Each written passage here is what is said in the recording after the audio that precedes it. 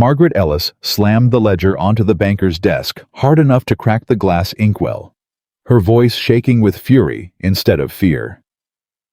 "You forged my husband's signature, Mr. Crane, and I am holding the proof in my hand." 22 starving ranch hands stood behind her in the doorway, hats crushed in their fists, waiting to see if the woman every man in Montana Territory had called too fat, too plain, too foolish to marry, was about to burn down the only future they had left or save it. Before we go any further into Margaret and Caleb's story, if you're new here, go ahead and hit that subscribe button and turn on notifications so you never miss a story like this one. Drop a comment below and tell me what city you're watching from tonight. I read every single one, and I love seeing just how far these stories travel. Now let's go back to where it all began. Caleb Whitaker stood in the doorway of his own barn, counting sacks of flour that weren't there. 3. He had 3 sacks left, and 22 men who worked from before sunrise until after dark, and a Montana winter that hadn't even started yet. Boss? Otis Farrow, his foreman, come up behind him with his hat already off, which was never a good sign. Otis only took his hat off when he had bad news he didn't know how to soften. "Jimmy Callahan's talking about riding on. Says he's got a cousin outside Bozeman running cattle for an outfit that actually feeds their men." "Jimmy Callahan's been with me 4 years. 4 years of loyalty don't fill a man's belly, Caleb." Otis said it gentle, the way a man says something true that he wishes wasn't. "And he ain't the only one thinking it. Reckon you got maybe 2-3 weeks before this whole crew scatters like quail." Caleb rubbed the back of his neck. He was 38 years old, and some mornings he felt 60.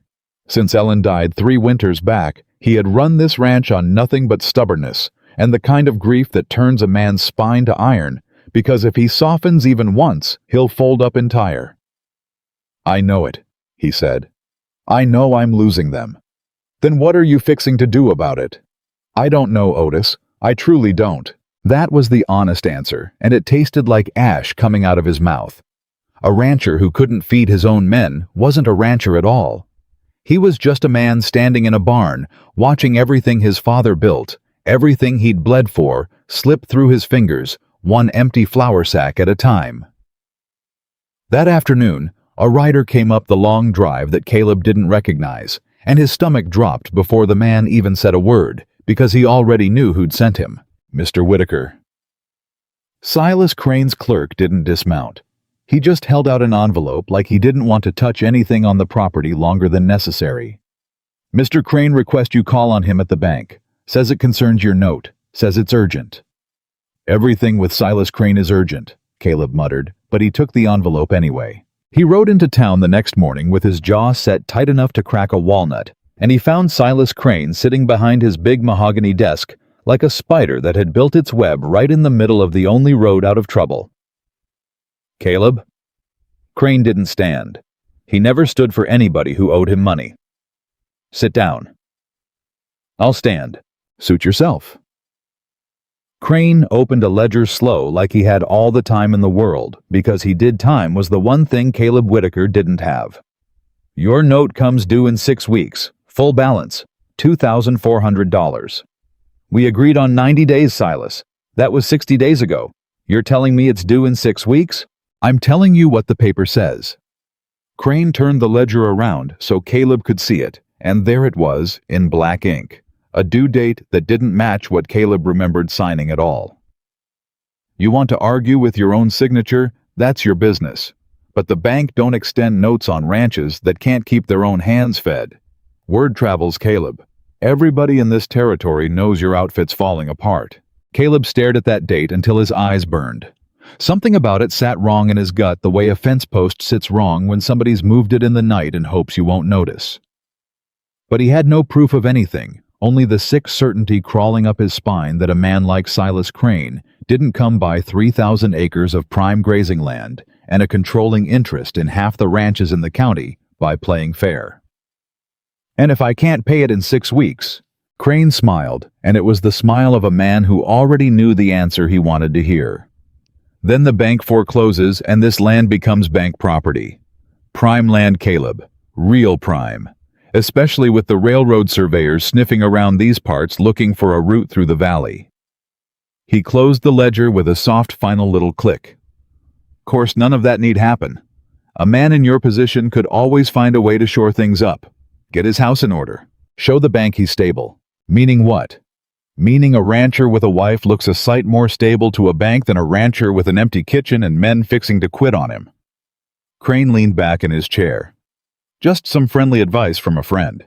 Caleb walked out of that bank with his hands curled into fists so tight his nails cut half moons into his palms, and he rode home the long way because he needed the time to think and to grieve a little quietly, the way he always did when the world reminded him he was doing all of this alone. That night he sat at his kitchen table. Ellen's table, the one she'd picked out herself the year they were married, and he wrote a letter to a marriage broker in Helena, because pride was a luxury he could no longer afford, and 22 men's supper was worth more than his wounded heart. I need a wife who can cook, manage a kitchen, and is not afraid of hard work, he wrote. This is a practical arrangement. I make no promise of affection. He almost tore it up twice. He sent it anyway. Commander. The letter that came back 3 weeks later had one name in it. Margaret Ellis, 27 years old, of Ohio. The broker's note called her capable and hardworking, though I feel obliged to mention she is a woman of considerable size, and some families have found this an obstacle. She has, however, extensive experience in food preservation and kitchen management, and comes without complaint about the frontier. Caleb read that letter twice. He thought about his empty flour sacks. He thought about Jimmy Callahan's cousin outside Bozeman. Send her, he wrote back. A wife who can feed my men is worth more to me than one who looks pretty doing nothing. He didn't know, writing those words, how wrong and how right he was, about to be proven both at once. Margaret Ellis stepped off the stagecoach in a town she'd never seen, in a territory she'd never set foot in, wearing her one good dress and carrying a trunk that held everything she owned in the world, including her father's leather-bound recipe journal, which she'd wrapped in a shawl and tucked against her chest like a body carries something precious through a storm. She was a large woman. She had always been a large woman since she was a girl, and she had spent 27 years listening to what people thought that meant about her. That she was lazy, that she was undesirable, that she was somehow less than a smaller woman in every way that counted. Her own mother had once told her, not unkindly, just tiredly, that Margaret would have to work twice as hard as any other woman to be seen as worth marrying at all. So, she had learned to work. She had learned everything her father taught her in his smokehouse before consumption took him 3 years back. The exact hour to hang a shoulder of pork. The precise mix of hickory and applewood that gave meat a flavor. Men would ride 20 miles to taste the old family recipes for curing and preserving that had been passed down through 4 generations of Ellis smokers. Her father used to say, "Margaret, the world will judge you by what it sees first." But taste don't lie. Taste tells the truth every single time. She held on to that the way other women held on to hope for love. Caleb Whitaker was waiting for her at the edge of town with a wagon and an expression he was trying hard to keep neutral, and Margaret watched his eyes do the thing eyes always did. The quick flicker down and back up, the small recalculation, the disappointment he tried and failed to entirely hide. "Mr. Whitaker." "Ma'am?" He tipped his hat because his mother had raised him with manners, even when his heart wasn't fully behind them. "Margaret Ellis, I take it." "I am." "Reckon we ought to get you settled before dark." He reached for her trunk, and his arm strained a little more than he expected lifting it.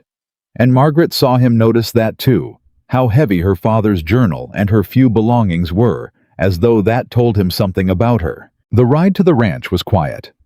Margaret didn't fill silence just to fill it. That was another thing she'd learned. Let a man reveal himself in his own time. Caleb Whitaker revealed himself as a man carrying something heavy behind his eyes, and Margaret recognized grief when she saw it, because she carried her own kind. "You should know," he said finally, not looking at her. "This ain't a romance, Miss Ellis. I need a wife who can run my kitchen and keep my men fed. That's the whole of it. I understand the arrangement, Mr. Whitaker." Good. He cleared his throat. Good. Long as we understand each other. They rode the rest of the way in the kind of silence that isn't peaceful, just two people bracing for what comes next.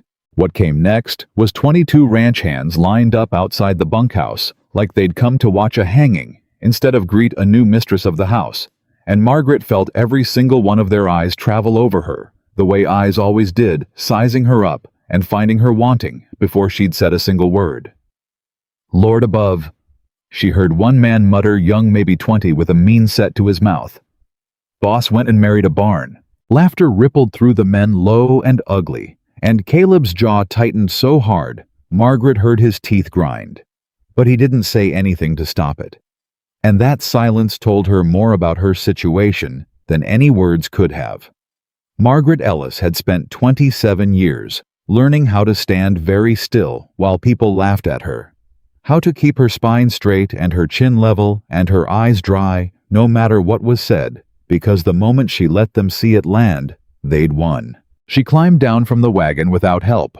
"My name," she said, and her voice came out steadier than she felt carrying clear across the yard, "is Margaret Ellis. I understand you men have been eating poorly. That ends tonight." She looked directly at the young man who'd made the barn comment and did not blink. "What's your name?" He shifted, caught off guard. "Tobias, ma'am." "Well, Tobias, I hope you like your supper hot, because that's the only kind I know how to make." She turned and walked toward the house without waiting for Caleb, without waiting for anyone's permission. Her trunk under one arm because nobody had offered to carry it. And something in the way she moved, unhurried, unbowed, made a few of the men glance at each other, uncertain now, instead of amused. Otis Farrow watched her go and said quietly to Caleb, "Well, she sure ain't scared of us." "No," Caleb admitted, still watching the door she'd disappeared through. "She sure ain't." The kitchen Margaret found that evening told her everything about how this ranch had truly fallen apart, and it wasn't for lack of trying. The shelves were bare in places that should have been full. What food there was had been stored, wrong meat that should have been cured, sitting exposed until it spoiled, root vegetables, piled without regard to which ones rotted fastest, and ruined the rest, flour left open to weevils. It wasn't laziness. It was a ranch run by a grieving man and overworked hands who knew cattle, but didn't know a kitchen, throwing money at a problem they didn't understand how to solve. "Lord," Margaret whispered to herself, setting her father's journal on the counter like a talisman. "This whole operation's been bleeding food. It never had to lose." She worked past midnight that first night, and what she served the next morning, simple but seasoned right, portioned, right, nothing wasted, was the first meal in months that made 22 exhausted men go quiet at the table, not from anger, but from something closer to relief. Tobias, the young hand who'd mocked her the day before, ate 3 helpings and didn't say a single mean word the entire meal.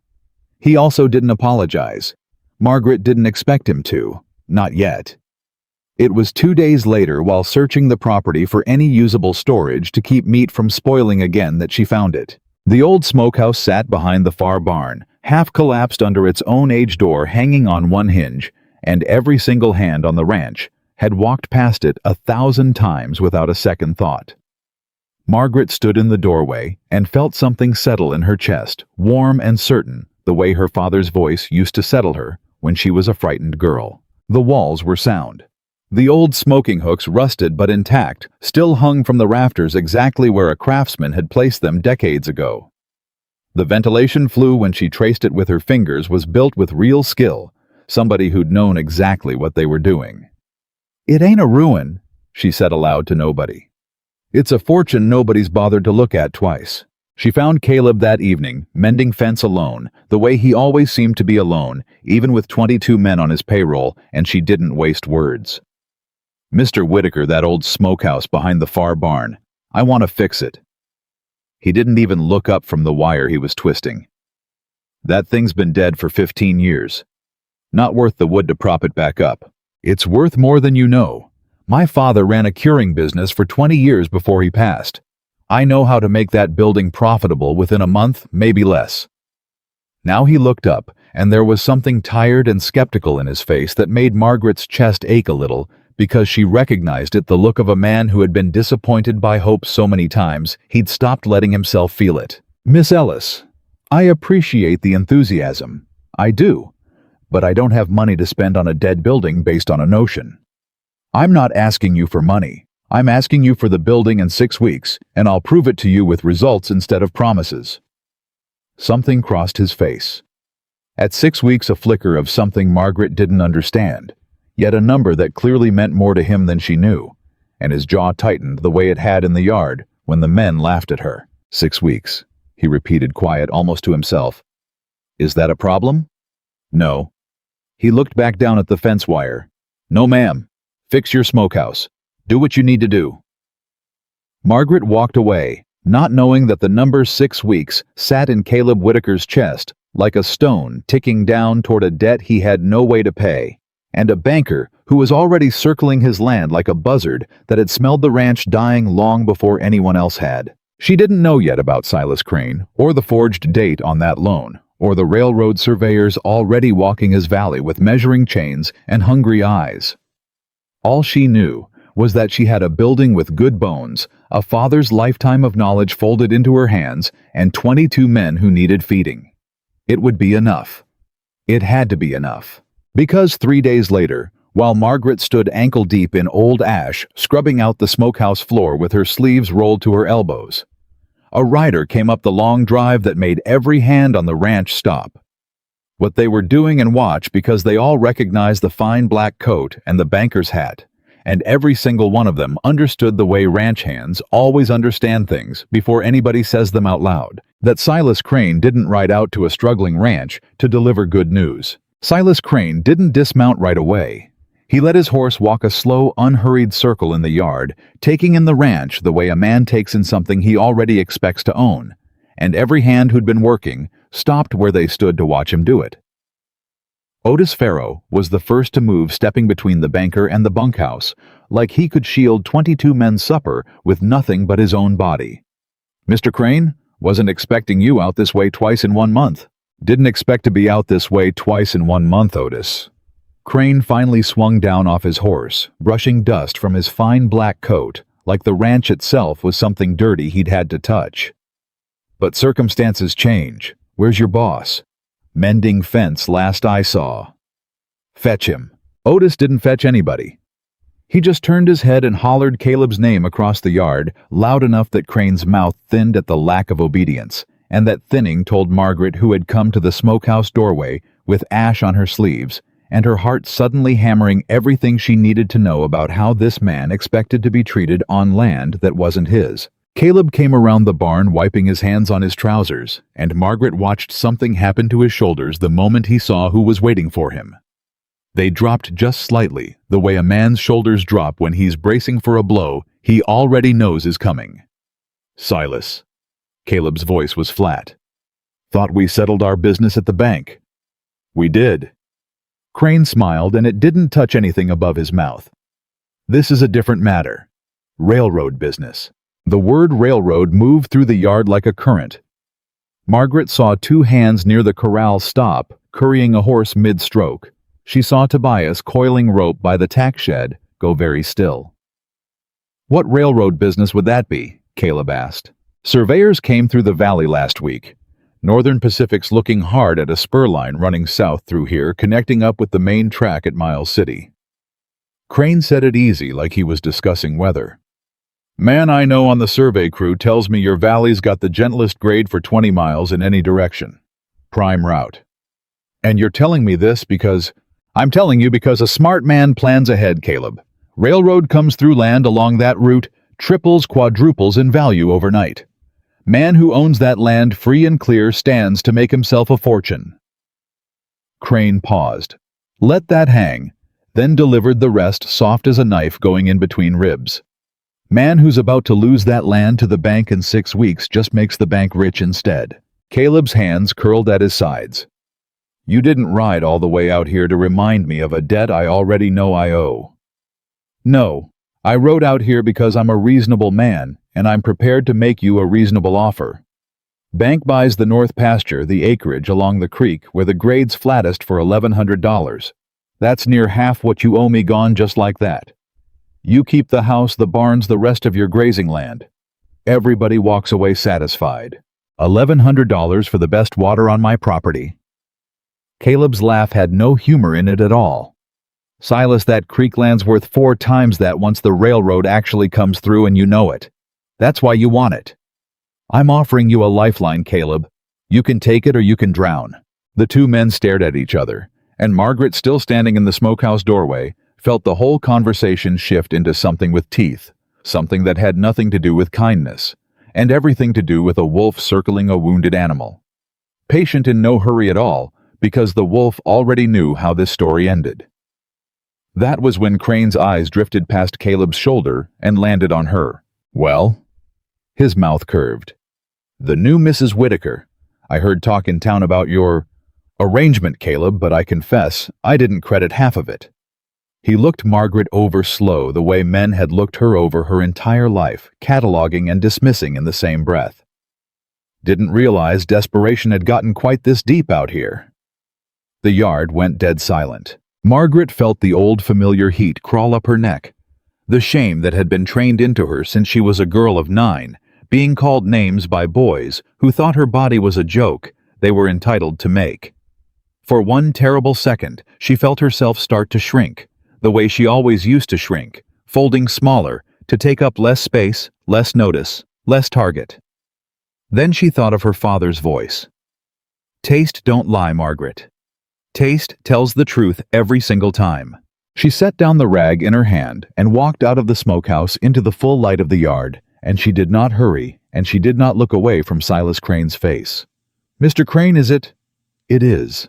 I don't believe we've been introduced. Margaret Ellis Whitaker." She didn't offer her hand. She simply stood spine straight, chin level, the way she'd taught herself to stand since she was old enough to understand that people would try to make her feel small, and that the only defense was refusing to cooperate. "I couldn't help but overhear you discussing my husband's land. This is business between men, Mrs. Whitaker. Nothing that concerns you. Everything on this ranch concerns me, Mr. Crane. I run this household.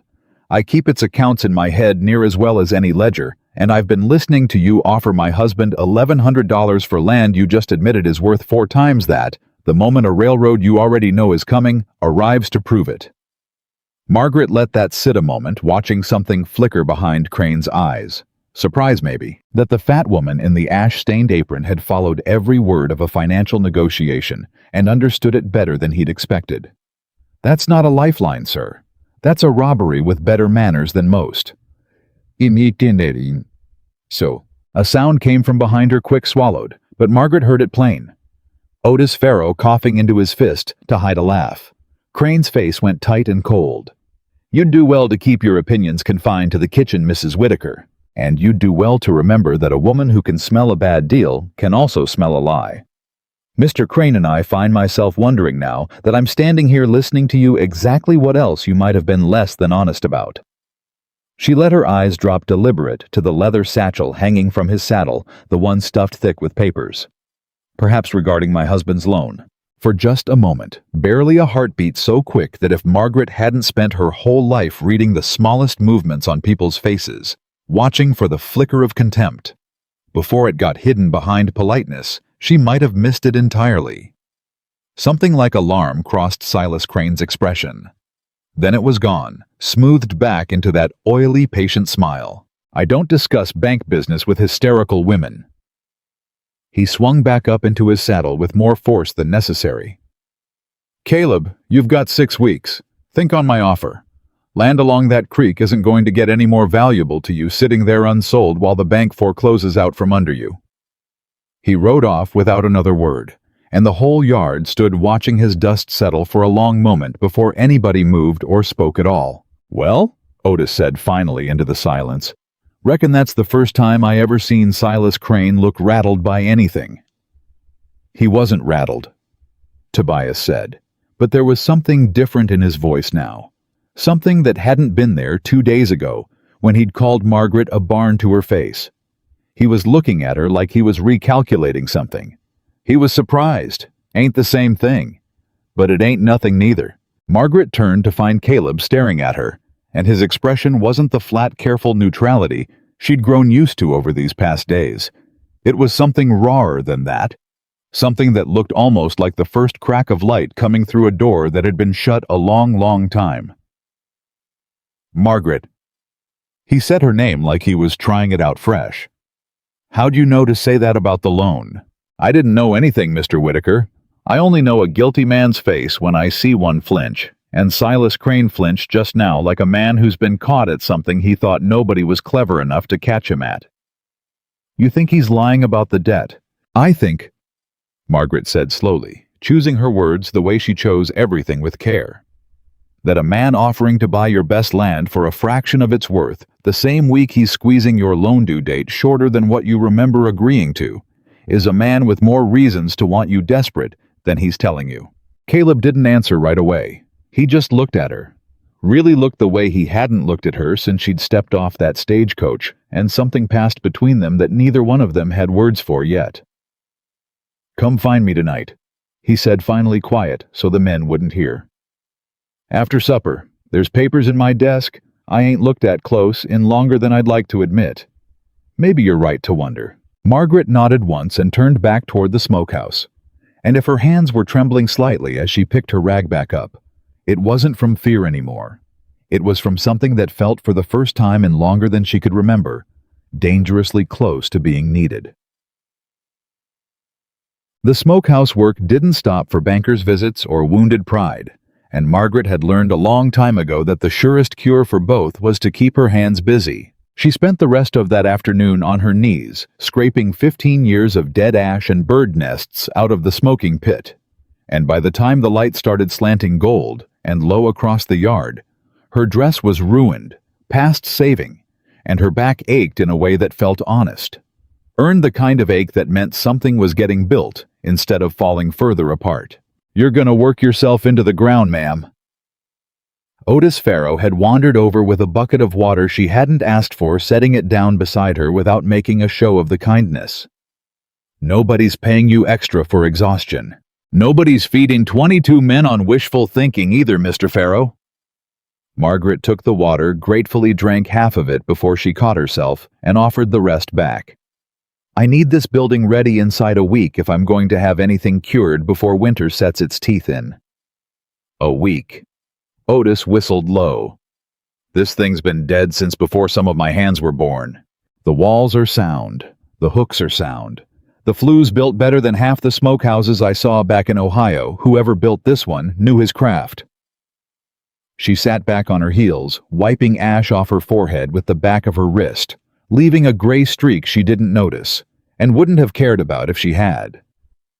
What it needs is somebody willing to believe it's worth saving, instead of writing it off, because it looks like ruin at first glance. Something in the way she said it made Otis go quiet a moment, studying her with an expression Margaret couldn't quite place. You talking about the smokehouse, ma'am? Or something else? Margaret didn't answer that. She just picked her rag back up and kept scraping, and Otis, being a wise enough man to know when a woman had said everything she intended to say on a subject, picked up a second rag without being asked and got down on his knees to help her. They worked in comfortable silence for a while, and it was Otis who finally spoke again, careful like he was picking his way across thin ice. For what it's worth, ma'am, most of us didn't laugh that first day.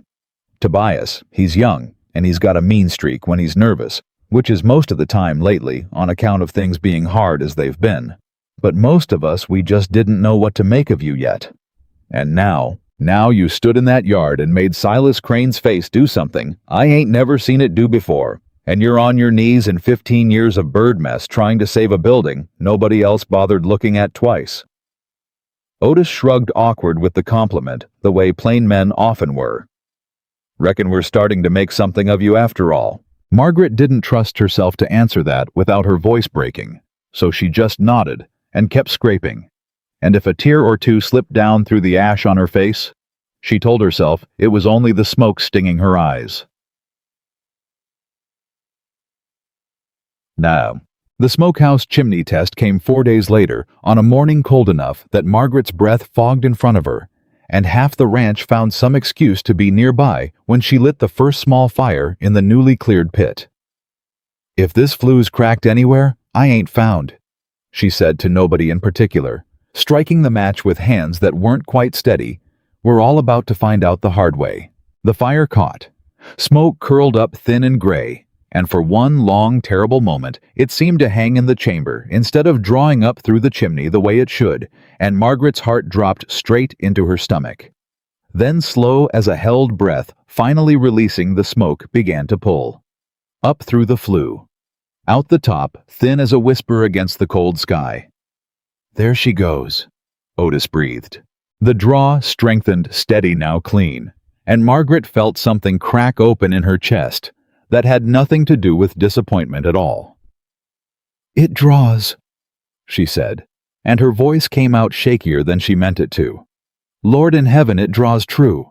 A couple of the hands actually cheered, rough startled sounds like men surprising themselves with their own hope, and even Tobias standing at the edge of the small crowd with his arms crossed, and his jaw working like he was chewing on something he didn't want to swallow, made a small sound that might in another man have been called approval. Caleb arrived just as the cheering died down, drawn by the noise, and he stood in the doorway, watching smoke rise clean and true from a building he'd told her flat out wasn't worth the wood to fix. "Well, I'll be," he said quietly, mostly to himself. Margaret caught his eye across the small crowd, and something passed between them again, quicker this time, but unmistakable. A private acknowledgement that neither one of them was quite ready to name out loud.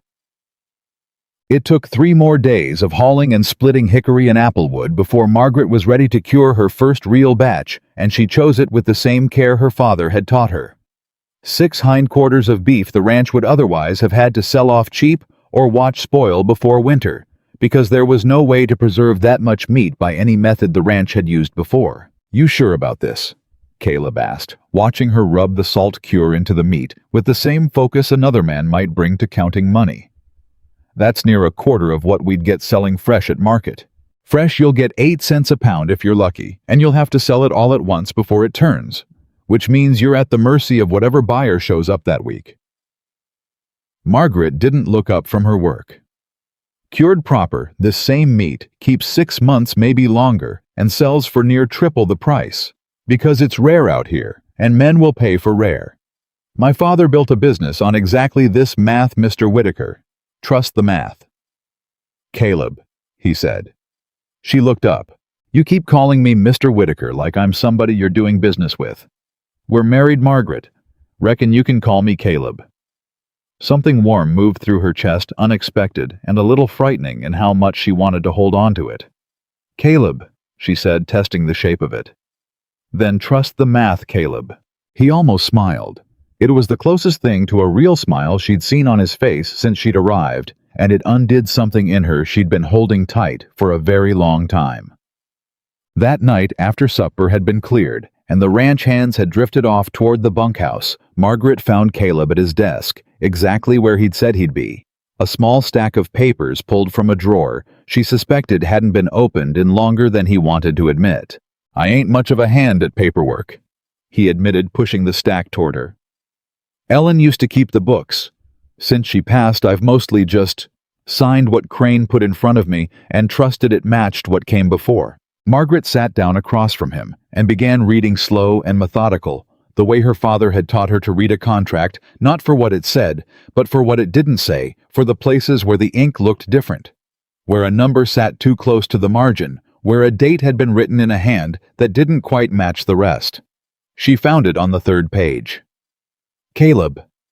Her voice had gone very still. "This is the original note, from when you first borrowed against the ranch." "That's right. 2 years back near enough. It says here, plain as day, 90-day terms, renewable due date the 15th of September. She turned the page around so he could see it, tapping the line with one finger that had gone cold despite the fire in the room. "The letter Crane sent you last week. The one that started this whole business about 6 weeks. What did that letter say the due date was?" Caleb dug through the drawer again, pulled out Crane's most recent notice, and set it beside the original. They both looked at it at the same time. "That's not September," Caleb said slowly, like the words were coming from very far away. "That says the loan comes due end of August. That's near 3 weeks earlier than what I signed. And look here." Margaret's finger moved to the signature line. This original, your signature's in black ink, clean, confident. Look at the copy Crane sent for you to countersign as confirmation of the terms. She held the two side by side. The ink's a different shade. And Caleb, look at the number 7 in the date. On your original, you write your 7s with that little flourish at the top, see there and there again on the amount owed. On this copy, Crane sent the 7s plain. No flourish at all. Caleb stared at the two documents like a man staring at a rattlesnake he hadn't noticed coiled at his feet. He forged it, he said, and his voice had gone rough, dangerous in a way Margaret hadn't heard from him before. That son of a, he forged my signature, changed the date. Been squeezing me on a deadline that ain't even real. I can't say it for certain, not in a court of law. But I've kept enough of my father's business ledgers to know what an altered document looks like when it's sitting right beside the true one. Margaret set the papers down carefully, like they might bite. Caleb, if he's willing to forge a due date to force you into a bad sale of your creek land right before a railroad comes through and makes it worth a fortune, what else might he have done to you? To other ranchers around this territory who've come up short the same way you have. The question hung in the air between them, heavy as a held breath, and Caleb's face had gone hard in a way Margaret hadn't seen since she'd arrived. Not the tired, grieving hardness of a man who'd given up, but something sharper, something with purpose behind it. I need to talk to some of the other ranchers, he said, discreet-like. See if any of them have papers I could compare against what Crane's telling them now. And I'll keep working the Smokehouse. Because whatever he's planning, Caleb, the surest way to fight a man trying to starve you out is to make sure you can't be starved. Caleb looked at her for a long moment, something working behind his eyes that Margaret couldn't quite read, and when he finally spoke, his voice had gone soft, in a way it hadn't been before, not once since the day she'd arrived. I sent for a wife to feed my men, Margaret. I didn't reckon on hiring a woman sharp enough to catch a forged banknote inside a week of arriving. My father always said a person's worth showed up in their attention to detail, not their appearance.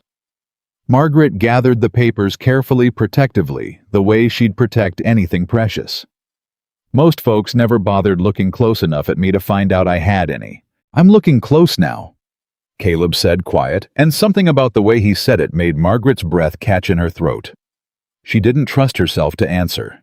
She just nodded, gathered the papers, and went to bed with her heart beating faster than any amount of hard labor had managed to make it beat in a long, long time.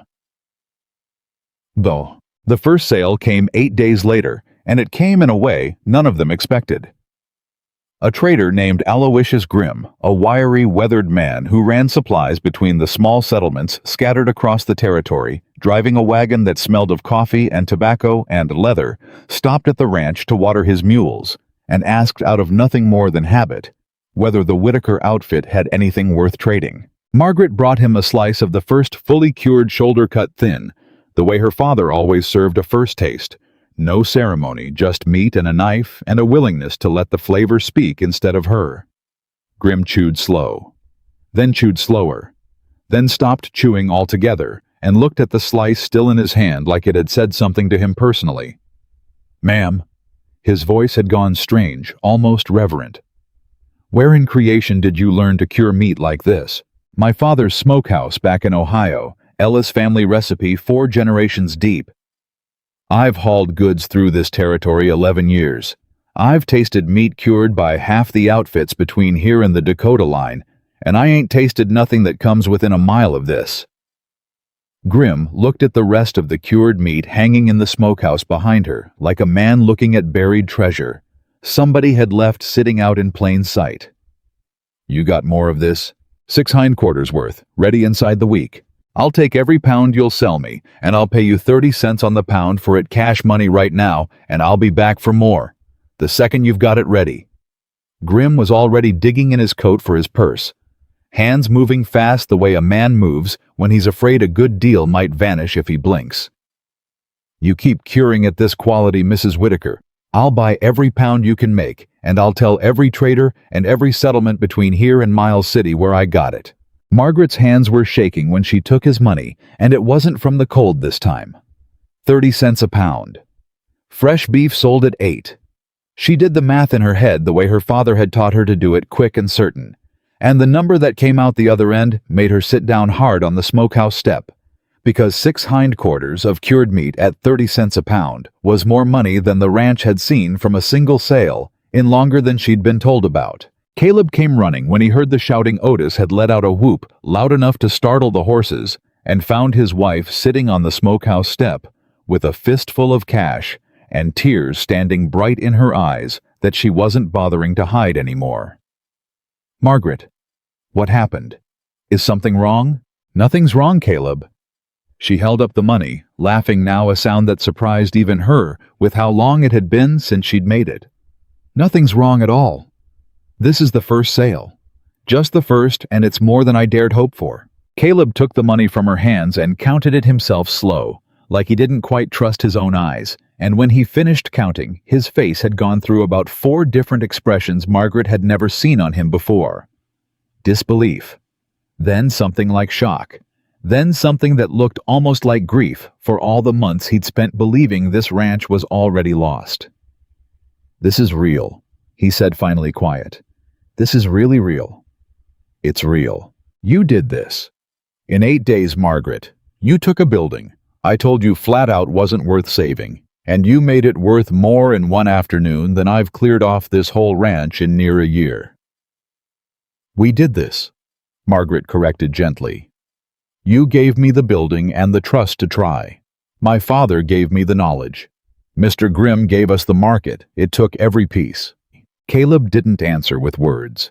He reached out instead, slow, careful, like he was asking permission with the movement itself, and took her hand, the one still smelling of salt and smoke and hickory, and held it, just held it for a long moment, that stretched out warm and quiet between them, while the rest of the ranch celebrated a few yards away. "I owe you an apology," he said finally. "For what?" "For the way I looked at you that first day. For the way I let those men laugh and didn't say nothing to stop it." His jaw worked, and Margaret could see how much it cost him to say the next part out loud. "I looked at you, and I saw a problem I'd have to explain to my men. I didn't see what was actually standing in front of me." "And what do you see now, Caleb?" He looked at her for a long moment, and something in his face had shifted so completely from that first day at the stagecoach that Margaret barely recognized the careful, guarded man who'd told her flatly, "This ain't a romance on the ride out to the ranch." "I see the reason this ranch might actually survive the winter," he said. "And I see I was a fool not to notice sooner what I was getting when that stagecoach pulled in." Margaret's throat had gone too tight to speak, so she just squeezed his hand back, and for one long golden moment, the forged loan and Silas Crane and the whole weight of everything threatening to come crashing down around them felt very far away. It wouldn't stay far away for long. Word of Margaret's smokehouse spread through the territory faster than any of them expected, carried on Aloysius Grimm's trading route from settlement to settlement, and within 2 weeks a second trader showed up unannounced, and then a third, each one wanting to buy whatever cured meat Margaret could spare, each one paying prices that made Caleb's careful ledger the one Margaret had insisted they start keeping properly, every dollar tracked. Every pound accounted for fill-up faster than either of them had dared imagine. But good news traveled both directions, and it wasn't long before that news reached ears that didn't wish the Whitaker Ranch well at all. Margaret was elbow-deep in a new batch of pork shoulders, humming something her mother used to sing while she worked when Tobias appeared in the smokehouse doorway, looking like he'd swallowed something sour. "Ma'am." He shifted his weight uncomfortable the way he always got when he had something to say and didn't quite know how to say it. "Got a minute?" Margaret wiped her hands on her apron and gave him her full attention, because in the weeks since that first ugly comment in the yard, Tobias had slowly, grudgingly become something close to an ally, not through any grand gesture, but through small ones, showing up to split wood without being asked, defending her cooking to a new hand who'd complained about the portions. "What's troubling you, Tobias?" "Was in town yesterday picking up supplies. Overheard some talk at the saloon I didn't much care for." He glanced around like he was checking for eavesdroppers, which struck Margaret as strange enough that her stomach tightened before he even finished. Fella named Dobbs works for Crane, sometimes doing whatever needs doing that Crane don't want his own name attached to. Dobbs was drinking heavy, talking loose. Said something about the Smokehouse being a problem now. Said something about how problems out here in cattle country have a way of catching fire. The Smokehouse suddenly felt colder than it had a moment before, despite the coals still glowing in the pit. He said that plain about fire. Plain as I'm telling you now, ma'am. Might have just been drunk talk. Man like Dobbs, he likes to sound important when he's had a few. Tobias's jaw tightened. But I figured you and the boss ought to know. Just in case it ain't just talk. Margaret felt her hands go very still against the meat she'd been working. She thought about the forged loan papers sitting in Caleb's desk. She thought about Silas Crane's face flinching in the yard when she'd mentioned honesty and bank business in the same breath. She thought about a smokehouse that had gone in a matter of weeks from a building nobody thought worth saving to the single most valuable thing standing between the Whitaker Ranch and total ruin, which made it, she realized with a cold, sinking certainty, exactly the kind of thing a desperate man might want to see burned to the ground. Thank you, Tobias. Her voice came out steadier than she felt. You did right telling me. Figured I owed you that much at least. He shifted again, awkward. For what it's worth, ma'am, I said some ugly things that first day you got here. Wasn't fair of me. You've worked harder these past weeks than most men I've known, and you've fed us better than we've eaten in over a year, and I reckon I ought to have said something like that a while back instead of waiting till I had bad news to deliver. Margaret felt her eyes sting unexpected, and she blinked hard against it. I appreciate that more than you know, Tobias. He nodded, awkward still, and disappeared back toward the bunkhouse, and Margaret stood alone in the smokehouse for a long moment, with her heart pounding, staring at the meat hanging from hooks that a craftsman had built decades ago. Meat that represented every hope she'd carried west with her, every promise her father had made her believe about her own worth, and she understood with sudden and total clarity that all of it, every pound, every hook, every ounce of trust Caleb had finally begun placing in her, was standing directly in the path of a man dangerous enough to forge a banknote and desperate enough to threaten fire. She found Caleb an hour later, and she didn't soften the telling. We need to watch that building, she said after she'd told him everything Tobias had reported. Day and night if we have to. Margaret. I'm not asking Caleb. I've put too much into that smokehouse to lose it to a coward with a match, because Silas Crane can't stomach the idea of a fat woman succeeding at something he assumed she'd fail. Something in Caleb's face went hard and cold in a way Margaret hadn't seen since he'd first learned about the forged loan. Then we watch it, he said. Every night. I'll take first shift myself. The watch held for 6 nights without incident, and on the 7th exhaustion finally caught up with all of them. Caleb had spent the day riding out to 2 neighboring ranches comparing loan papers with 2 other struggling ranchers, who it turned out had documents with the same suspicious inconsistencies Margaret had spotted in Caleb's own, and he came home late, worn thin, convinced now beyond any doubt that Silas Crane was running a scheme across half the territory, quietly forging deadlines to force desperate ranchers into selling prime land cheap before the railroad news became public and drove prices up beyond his reach. He fell asleep at his own desk that night, papers still spread in front of him, and nobody thought to remind Otis it was his turn at the watch until it was nearly 2 hours past when he should have started. Margaret woke first. She woke to a smell that didn't belong. Not wood smoke, not the clean hickory scent she'd grown used to breathing every night since the smokehouse came back to life, but something sharper wrong. Chemical almost cutting through her sleep like a blade. She was out of bed and pulling her shawl around her shoulders, before she'd even fully understood why her body had moved some old animal instinct screaming at her that something was terribly urgently wrong.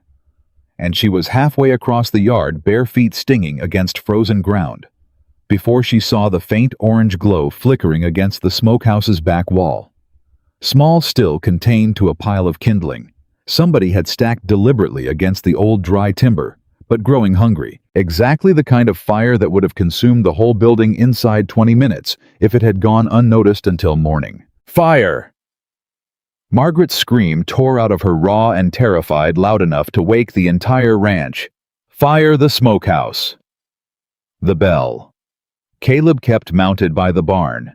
An old iron thing Ellen had hung there years back, meant for calling men in from the far pastures, started clanging so hard and so fast that men came pouring out of the bunkhouse, half-dressed, boots in their hands, before they'd even opened their eyes all the way. Otis was first to reach Margaret, hauling a bucket that sloshed half its water out before he even got there. How bad? Bad enough. Kindlings stacked against the back wall. Somebody piled it there. Deliberate.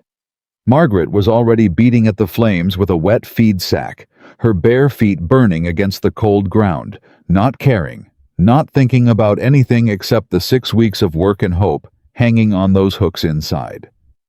Water. I need water now, not in a minute.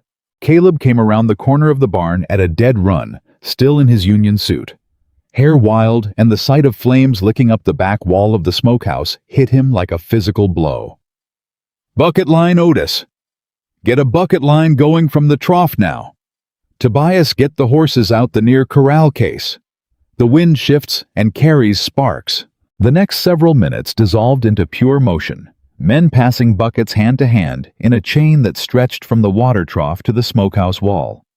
The fire hissing and spitting each time water hit it. Margaret, working right alongside them with her nightgown scorched at the hem and soot streaked black across her face, refusing every single time Caleb tried to pull her back to safety. Margaret, get clear. I am not leaving this building to burn Caleb Whitaker. It ain't worth your life. It's worth everything we've built these past 6 weeks, and I am not watching it turn to ash because some coward wants it gone. She flung another bucket, and the flames along the back wall guttered, shrank, hissed into smoking char instead of open fire. Again, one more, and we've got it. The final bucket did it.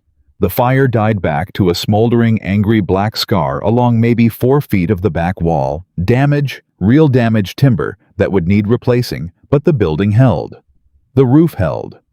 The precious meat still hanging from the hooks inside, thick with smoke now, but otherwise untouched, held. Margaret sank down onto the cold ground, right where she stood, her whole body shaking, and it was only then, in the sudden quiet after the fire died, that she let herself cry, not from fear anymore, but from the pure animal relief of nearly losing everything, and somehow by inches not. Caleb dropped down beside her, and for once, he didn't say a single word. He just pulled her against him, ash and soot and all, and held on. You could have been killed, he said finally, his voice raw in a way she'd never heard it. Running out here alone in the dark, no idea what you were walking into.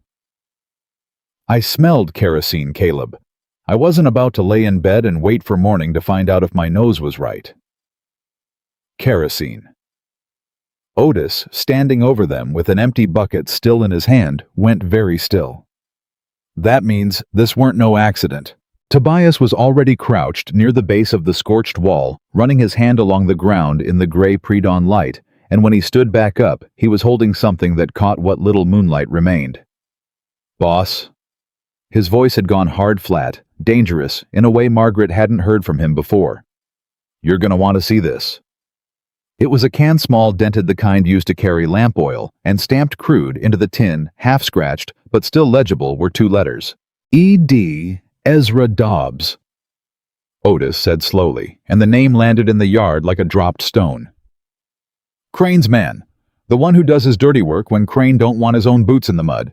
Caleb's jaw had gone tight enough that a muscle jumped along it over and over, and Margaret watched something cold and furious settle into his eyes. Something she recognized because she'd felt that same cold fury rise in her own chest more times than she could count every time somebody decided her body gave them the right to hurt her. Saddle my horse, Caleb said quietly. Caleb, I ain't gonna kill him, Margaret.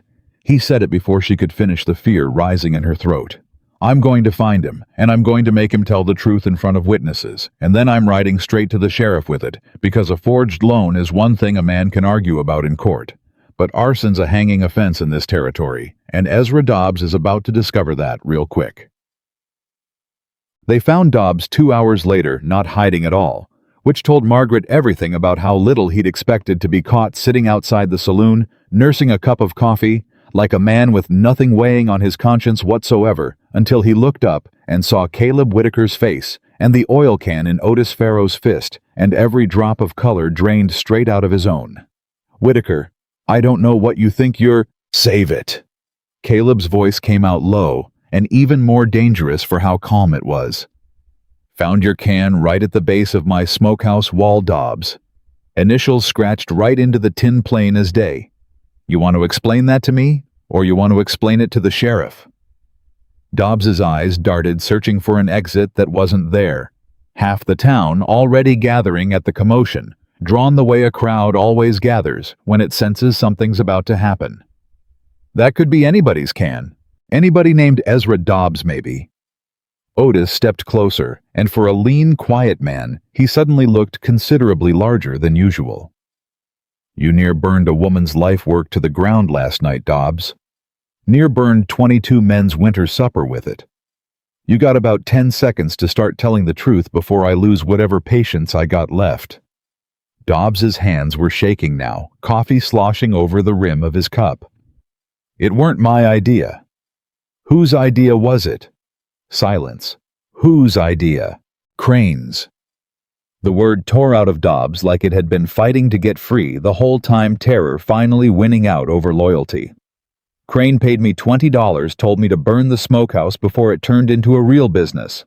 Said if that fat woman's meat trade got any bigger, it'd draw too much attention to the ranch, right when he needed you. Desperate, needed the bank looking stable while your books looked ruined, said." He stopped himself too late, the words already out, already heard by half a dozen townsfolk who'd gathered close enough to catch every syllable. "Said what, Dobbs?" Caleb's voice had gone dangerously quiet. "Finish it."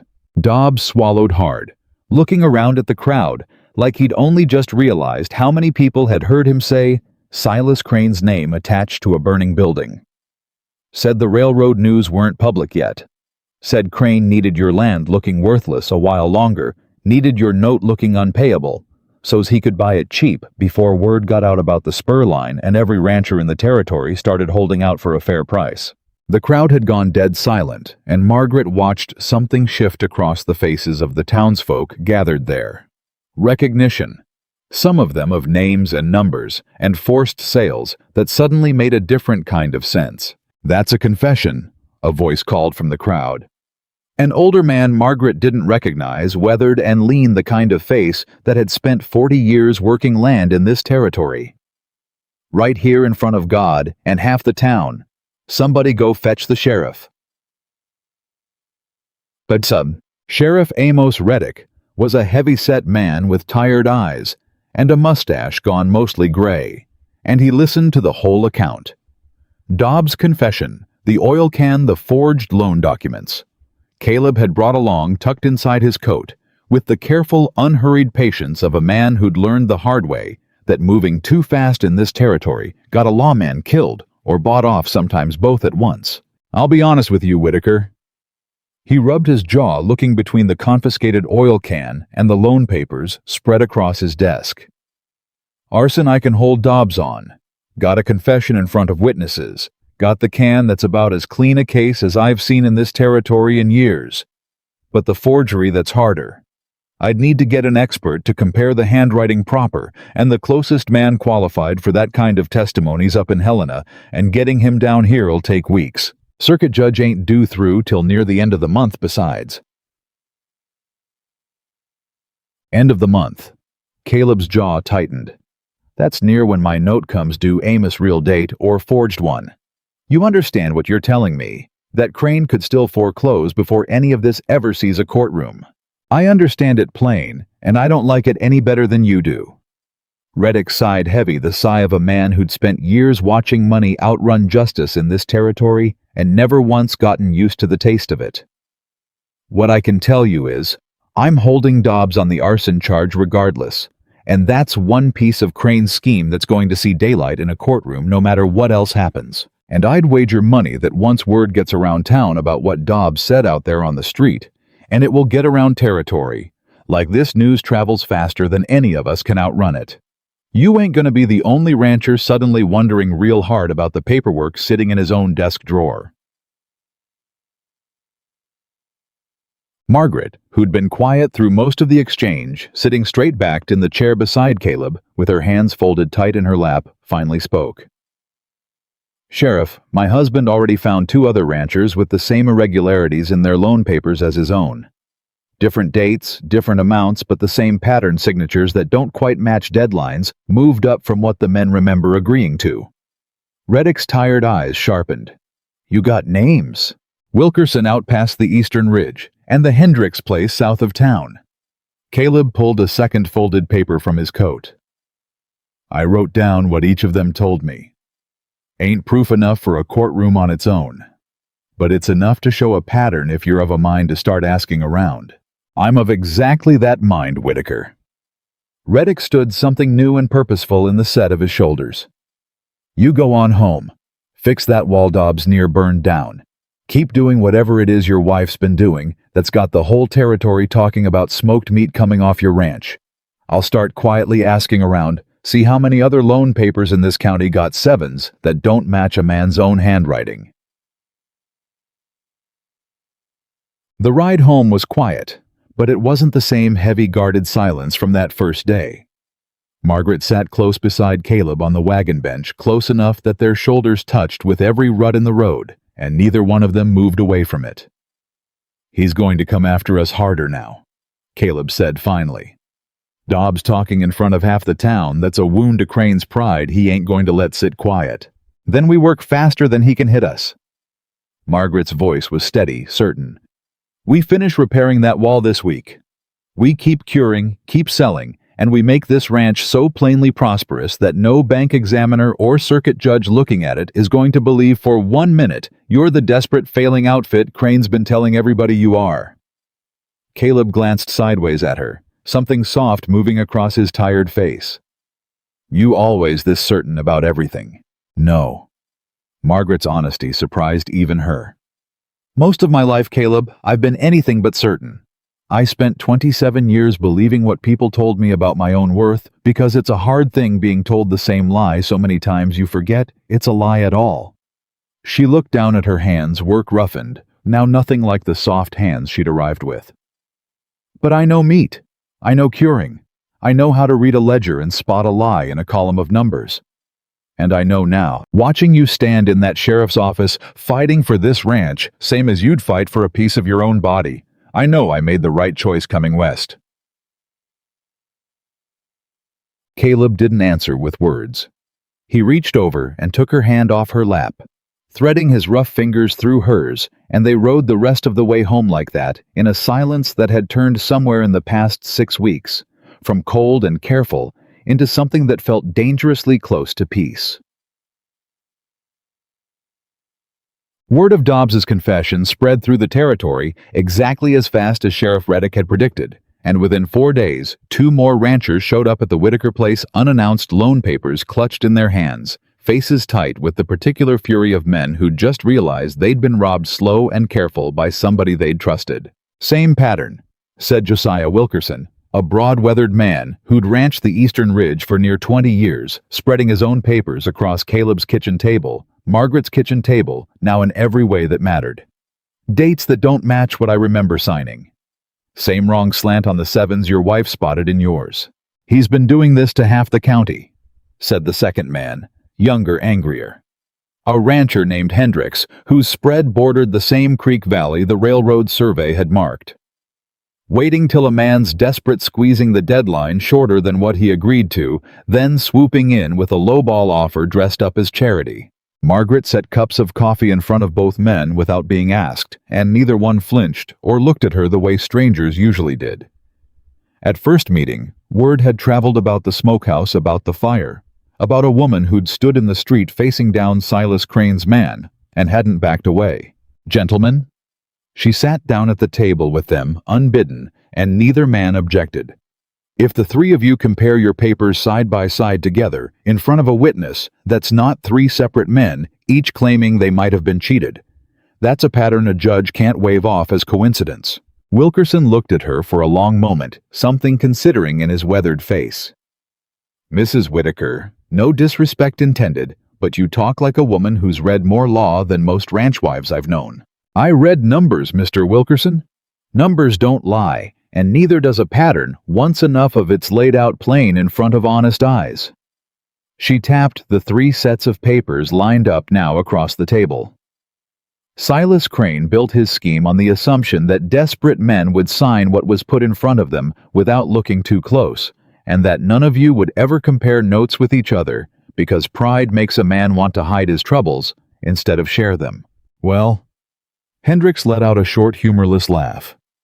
Reckon pride's about the one thing none of us can afford right now. By the time the 2 ranchers left that afternoon, they'd agreed to bring their papers to Sheriff Reddick together as one voice instead of 3 separate, easily dismissed complaints. And Caleb walked them out to their horses with something in his stride that Margaret hadn't seen since she'd arrived. Not the beaten, grieving posture of a man watching everything slip away, but something closer to a man remembering slowly what it felt like to fight back and actually believe he might win. The wall repair took another week, hard physical work that left Margaret's hands blistered and her back aching every night, but she found she didn't mind it. There was something honest in the labor, something that felt like reclaiming ground instead of just defending it. It was during that week that Aloysius Grimm rode back into the yard, and this time he wasn't alone. The man beside him was dressed finer than any trader Margaret had seen come through a tailored coat, a gold watch chain visible at his vest, the kind of clothes that spoke of city money rather than territory dust. Mrs. Whitaker. Grimm swung down, grinning wide. This here's Mr. Pemberton Ashford. Represents the quartermaster's office out of Fort Keogh. Heard about your cured meat from 3 separate traders inside a month, and he insisted I bring him out to taste it himself. Ashford was already eyeing the smoking meat hanging visible through the smokehouse's open door, his expression carefully neutral in the way of a man who did business for a living and didn't want to show his hand too early. Mrs. Whitaker, the United States Army, feeds a great many soldiers in this territory and feeds them poorly, if I'm honest, because most of the preserved meat we've been able to source is barely fit for consumption by the time it reaches the fort. He accepted the slice Margaret offered without ceremony, chewed thoughtfully, and something in his careful expression cracked wide open into genuine surprise. This is remarkable. Truly remarkable. What's your curing process? Family recipe, 4 generations of practice. Margaret kept her voice steady, though her heart was pounding hard enough she was certain he could hear it. Hickory and applewood, a particular salt ratio my father perfected, and patience most operations rush the cure, and rushing is where the flavor dies. If you could supply the fort on a regular contract, say 400 pounds monthly delivered on a fixed schedule, I could offer you $18 per hundredweight, with the contract renewing quarterly, so long as the quality holds. Ashford said the number plain businesslike, but Margaret's mind was already racing through the math, and the figure that came out the other end nearly stole the breath clean out of her chest. $18 a hundredweight. 400 pounds monthly. That was $72 every single month, guaranteed quarter after quarter, more reliable income than the ranch had seen in years, money enough if it held steady to pay off Caleb's entire debt to Silas Crane, inside a single-season forged deadline or true one. Mr. Ashford, that offer interests me a great deal. Margaret kept her voice level through sheer force of will. I'll need to discuss the particulars with my husband before I commit the ranch to anything binding. Of course, of course. Sensible woman. Ashford handed her a card with an address in Miles City. I'll be in the territory another week finalizing supply contracts. Send word if you're interested, and we can have papers drawn up before I head back east. He and Grimm rode off in a cloud of dust and possibility, and Margaret stood in the yard holding that small printed card like it might dissolve if she gripped it too hard. $72 a month. She needed to find Caleb. She needed to tell him immediately. Needed to see his face when he understood what this could mean for the ranch, for the debt, for everything they'd been fighting for these past 6 weeks. But Caleb wasn't there. He'd ridden out that morning with Otis to Miles City itself, chasing down a lawyer Sheriff Reddick had recommended who specialized in territorial land disputes, and he wasn't expected back until well past dark. Margaret stood there a long moment, turning the card over in her fingers, and made a decision that would, within a matter of days, nearly cost her everything she'd built with Caleb Whitaker. Ashford was leaving the territory in a week. A week was not enough time to wait idle for Caleb's return. Discuss it properly. Sleep on it. Discuss it again. Not when every day of delay was a day closer to Crane's deadline, forged or not, and every day the contract sat unsigned, was a day it might slip away to some other outfit instead. So Margaret rode into Miles City herself 2 days later, alone found Ashford at his hotel, and signed the preliminary agreement for the Fort Supply contract in her own hand, committing the ranch to 400 pounds of cured meat monthly on a schedule that would require expanding the Smokehouse operation nearly double what it currently handled. She told herself the whole ride home that she'd done the right thing, that waiting would have cost them the deal, that she was protecting the ranch, protecting Caleb, protecting the future they were slowly, carefully building together. She did not fully account for how it would feel to Caleb coming home from a hard, discouraging day, chasing lawyers in Miles City, only to learn his wife had committed his entire ranch's future to a binding federal contract without a single word of consultation. "You did what?" Caleb's voice cracked across the kitchen, loud enough that Margaret heard boots scrape in the yard outside, ranch hands pretending not to listen and failing entirely. "I signed the preliminary agreement, Caleb. Ashford was leaving the territory within the week. I couldn't reach you in time to—" "You couldn't reach me, so you just committed this whole ranch, my land, my name on that contract to 400 pounds a month, without so much as riding out to Miles City to find me and ask—" Caleb's face had gone red. His hands braced hard against the table, like he needed something solid to hold on to. "Margaret, that's not a decision a wife makes alone. That ain't how this works." "How does it work, Caleb?" Something sharp and old rose up in Margaret's chest, years of being told to shrink, to defer, to make herself smaller and quieter so as not to trouble the men around her. "Because from where I'm standing, I built that smokehouse from nothing but ash and rusted hooks. I found every buyer. I negotiated every sale. I have kept the ledger that's kept this ranch's head above water these past 6 weeks while you were riding to lawyers and sheriffs trying to save the land underneath it. And you're telling me the one decision I made on my own, the biggest opportunity this ranch has seen since I arrived, is somehow a betrayal because I didn't wait for your permission. It ain't about permission. It is about permission, Caleb. That's exactly what it's about, whether you say the word or not." Margaret's voice cracked, and she hated that it cracked. Hated that. After everything, after 6 weeks of proving herself with her own 2 hands, she still felt that old fear rising. The fear that no matter what she accomplished, a man would always find a reason to tell her she'd overstepped. "I am so tired of being told I've done too much, reached too far, taken up more space than I was given leave to take. I have spent my entire life making myself smaller, so men wouldn't feel threatened by what I could do. And I will not do it here, not after everything I have built on this ranch, with nothing but my own 2 hands and my father's recipes." The kitchen went silent, both of them breathing hard, the argument hanging raw and exposed in the air between them. It was Margaret who broke first, though not in the way Caleb might have expected. She didn't apologize, didn't retreat. She walked to the shelf where she kept the ranch ledger, pulled it down, and set it open on the table between them, with a hard, deliberate thump. "Look at it, Caleb. Every number. Every pound sold, every dollar earned, every improvement I've made since the day I arrived." Her hands were shaking, but her voice had steadied into something cold and certain. "You want to know why I signed that contract without waiting for you? Because I have watched this ledger every single night for 6 weeks, and I know better than any man in this territory exactly what this ranch needs to survive Silas Crane. That contract is $72 a month, guaranteed quarter after quarter.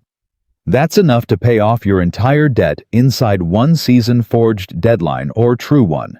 And I was not about to let it slip away to some other outfit while you rode to Miles City chasing lawyers, because I understood better than you did in that moment."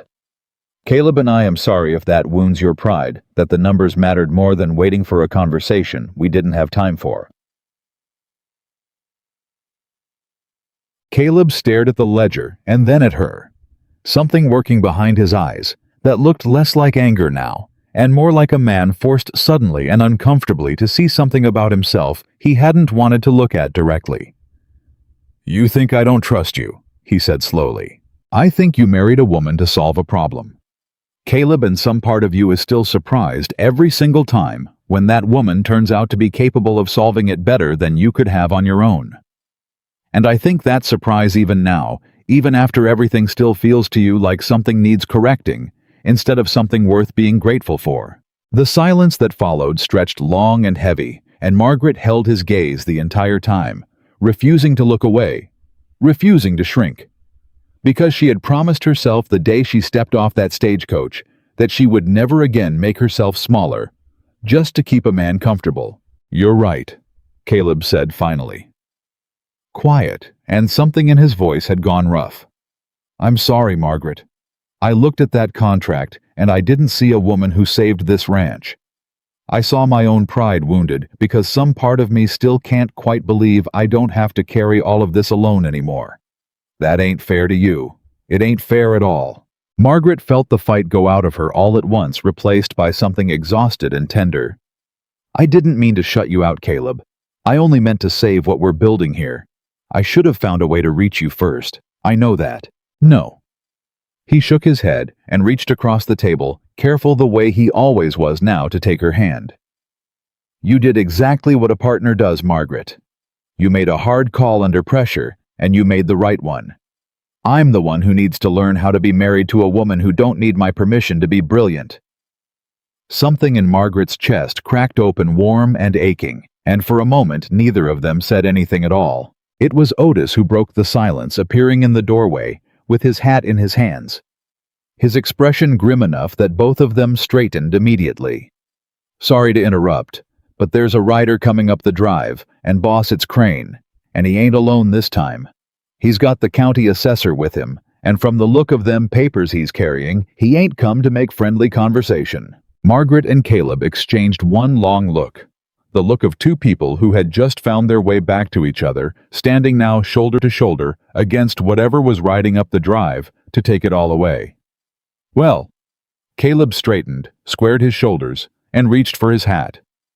"Reckon we'd best go find out what Silas Crane thinks he's got that's worth riding out here twice in 1 month to gloat about." They walked out into the yard together, side by side, and Silas Crane's smile when he saw them standing united instead of divided faltered for just a moment before he forced it back into place. "Caleb, Mrs. Whitaker." He didn't dismount. "I heard some interesting talk in town. Something about a confession. Something about forged papers." His eyes narrowed, cold and calculating. "I also heard your wife rode to Miles City and signed away this whole operation to a federal contract without so much as a word to her own husband first. Funny thing how a marriage built on desperation tends to crack right when the pressure gets real."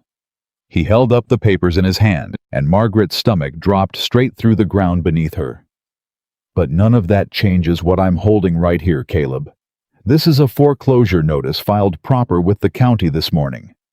Your note comes due in 3 days, not 6 weeks, like you've been telling yourself 3 days on account of a penalty clause you agreed to and apparently forgot about. And if that balance ain't paid in full by sundown Thursday, this ranch, this smokehouse, everything you've built these past 6 weeks belongs to my bank." Margaret felt the ground tilt beneath her, though her feet never moved. 3 days. Not 6 weeks. 3 days dressed up in a penalty clause neither of them had ever agreed to. "That's a lie." Her voice came out steady, even though nothing inside her felt steady at all. "There is no penalty clause, Mr. Crane. We have read that original note through twice word for word." "Then perhaps you didn't read it careful enough, Mrs. Whitaker." Crane's smile had gone thin and cold, the smile of a man who believed he'd already won. Page 4, paragraph 3. Failure to maintain productive use of the full acreage results in a 90-day acceleration of the note. Seems your smokehouse operation, while charming, don't count as agricultural production under the terms as written. Cattle Caleb. The note specifies cattle. Caleb's face had gone the color of ash. There ain't no such clause in my copy. Well, Crane reached into his saddlebag and produced a folded document with theatrical slowness, the kind of gesture a man makes when he already knows he's holding the winning hand.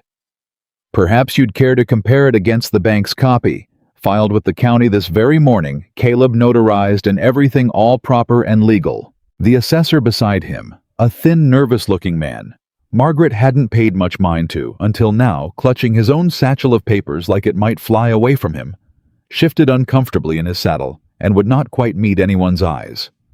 Margaret noticed that. She filed it away the way she filed away every small crack in a man's composure, because cracks were where the truth eventually leaked through. Sir? She addressed the assessor directly and watched him startle at being spoken to at all. What is your name? Wendell Pruitt, ma'am, County Assessor's Office. He said it quiet, apologetic almost. Mr. Pruitt, were you present when this alleged penalty clause was drafted? Or were you simply asked to notarize a document Mr. Crane presented to you as already complete? Pruitt's throat worked. My duty is to verify the seal and the signature, ma'am, not to. That's enough questions from the bank's kitchen help. Crane cut in sharply, and something in the way he said it, quick defensive, cutting off his own assessor, before the man could finish a sentence, told Margaret she'd struck closer to the truth than Crane wanted anybody standing in that yard to notice. 3 days, Caleb said slowly, like he was forcing himself to say the number out loud so it would feel real. Silas, that ain't enough time to raise $2,400, and you know it. You know it better than any man alive on account of you're the one who spent 6 weeks making certain of it. Then I reckon you'd best start packing, Caleb. Crane gathered his reins unhurried, savoring it. Sundown Thursday. I'll bring the marshal myself, make it all official and tidy. His eyes slid to Margaret one more time, and something ugly moved behind them. Shame, really. Woman finally builds something worth having, and it all gets swept out from under her before she's had a proper season to enjoy it. He rode off with Pruitt trailing behind him, and the yard stood in ringing silence for a long moment before Otis finally spoke. Boss, that penalty clause, you certain it ain't real? I'm certain I never signed no paper that said cattle only, Otis. I built half this operation on the idea that whatever this land could produce, it'd feed my men and pay my note. Caleb's hands had curled into fists again, the same helpless fury Margaret had watched building in him since that very first day at Crane's desk. But certain don't matter a lick if he's got a notarized copy filed with the county, and I've only got my word against it. Margaret was already moving toward the house, her mind racing faster than her feet. Then we don't fight him with our word, Caleb. We fight him with everyone else's.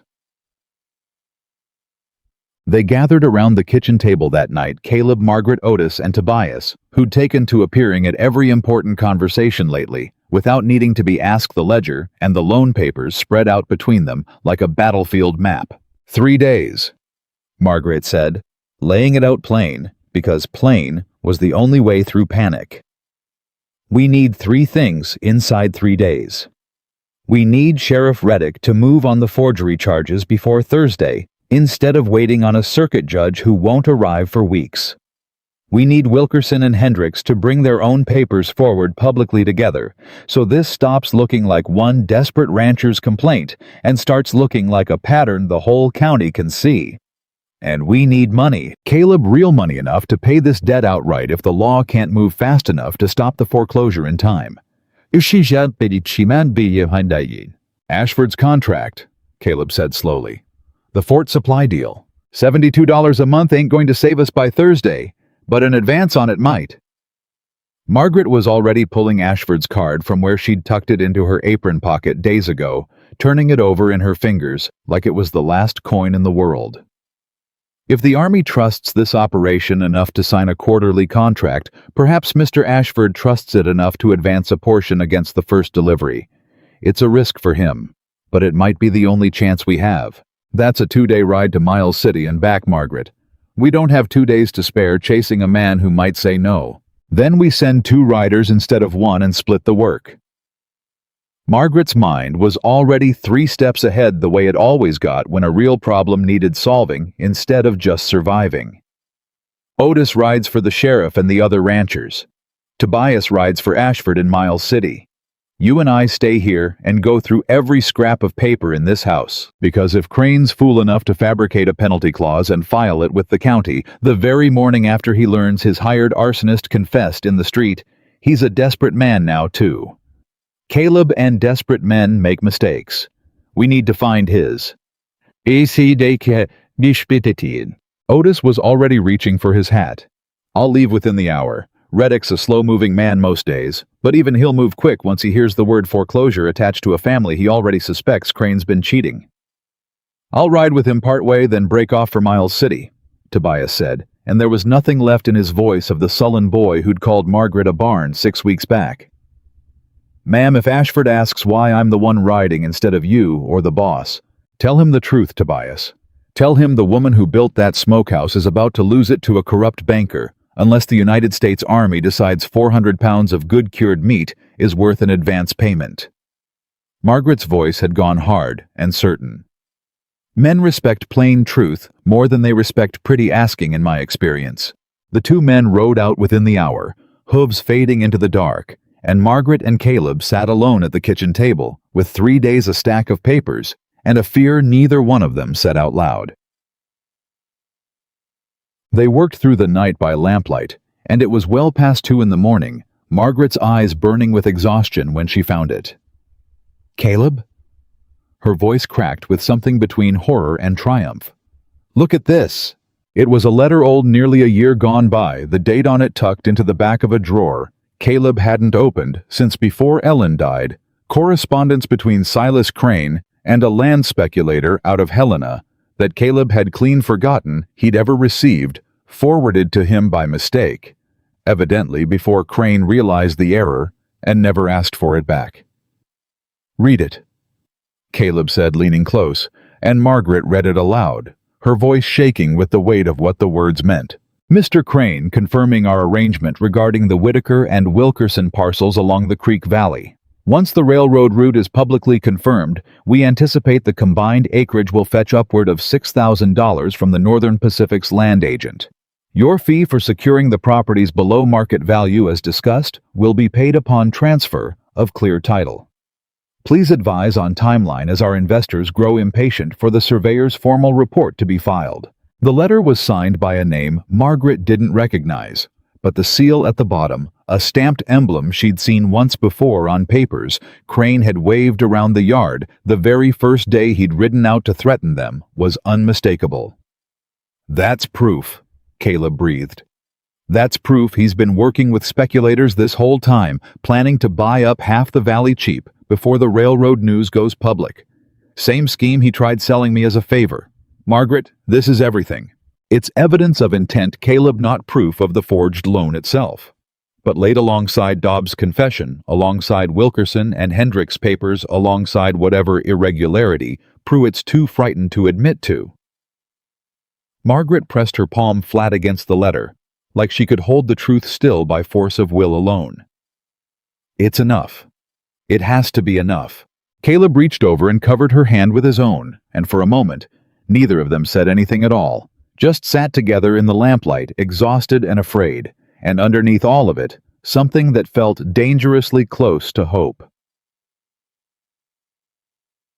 Otis returned the next afternoon, with Sheriff Reddick riding beside him, and behind them, unexpectedly, both Wilkerson and Hendricks, their own loan papers bundled under their arms, their faces set, with the particular grim determination of men who'd finally run out of patience for being quietly robbed. Whitaker. Reddick swung down, tired but purposeful. Otis here filled me in on the foreclosure notice. Filed proper with the county near as Pruitt's office can tell which is a problem because proper filing don't require proper honesty, just proper paperwork. We found something. Caleb handed over the letter Margaret had discovered and watched Reddick's tired eyes sharpen as he read it. Well? Reddick folded it carefully like it might crumble in his hands. That's a different animal altogether.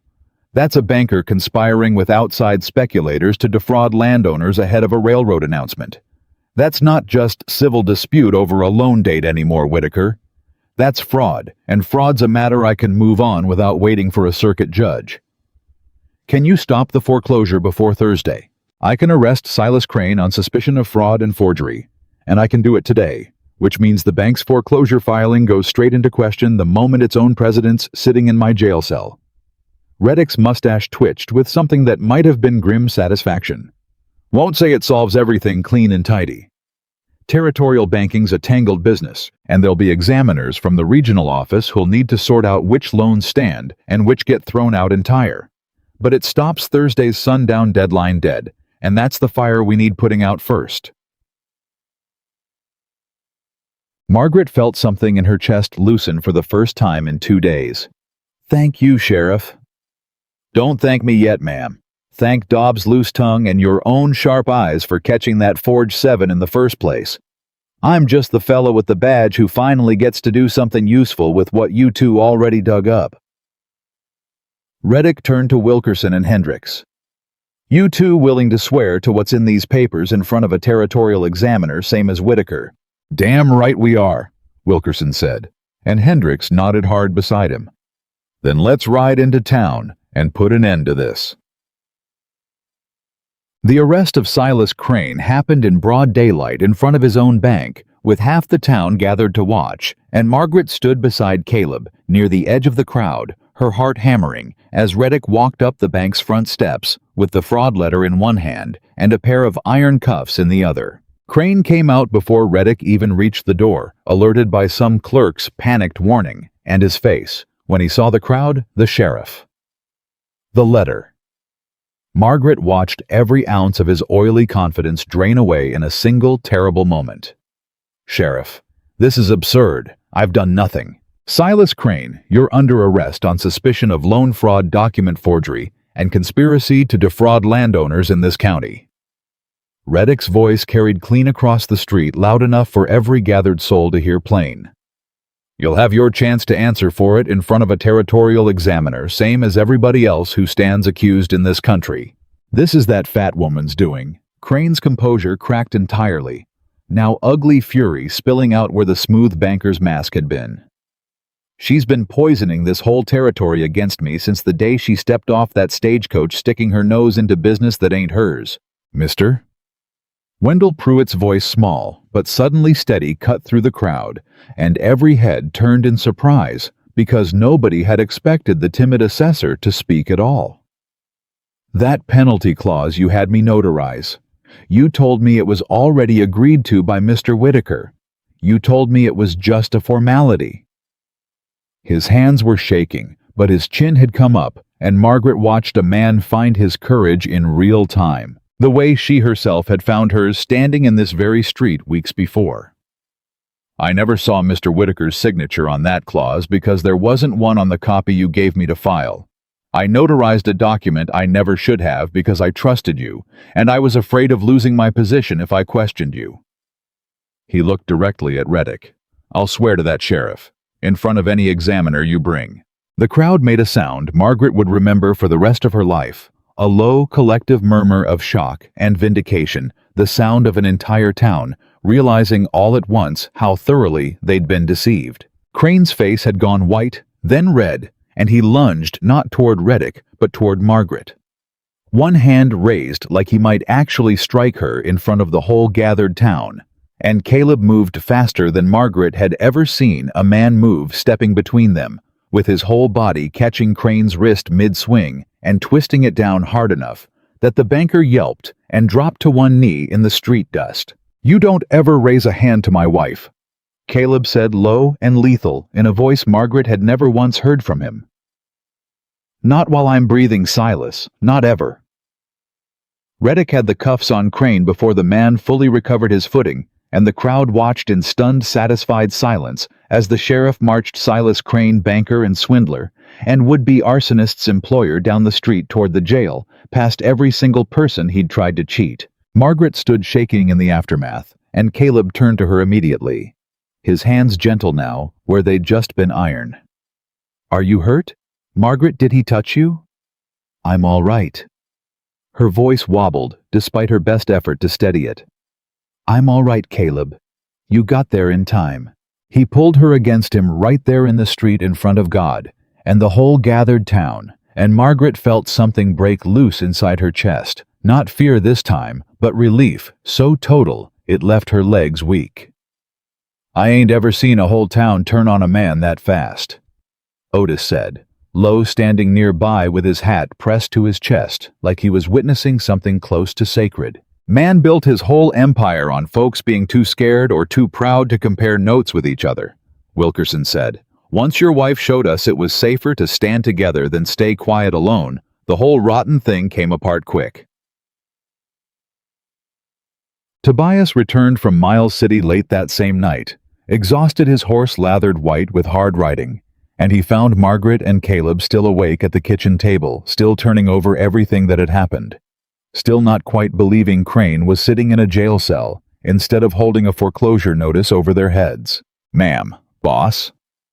Tobias practically fell through the door, but there was a grin splitting his tired face that told them the news before he'd even caught his breath. Ashford said yes. Said the Army don't often see a supplier with references from 3 separate independent traders inside a single month, said that kind of demand speaks for itself.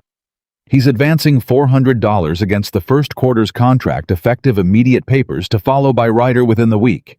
$400. Margaret felt the number land in her chest, like sunlight breaking through storm clouds after days of gray. Combined with what they'd already earned from Grimm's sales, combined with what Crane's arrest had already done to freeze the foreclosure, while the territorial examiners sorted through the wreckage of his schemes, it was enough. It was more than enough. "We're going to keep this ranch," Caleb said slowly, like he was still working up the courage to believe it. "Margaret, we're actually going to keep it." "We were always going to keep it, Caleb." Margaret reached across the table and took his hand steady now in a way it hadn't been in weeks. "You just needed somebody standing beside you, willing to fight for it as hard as you were fighting alone."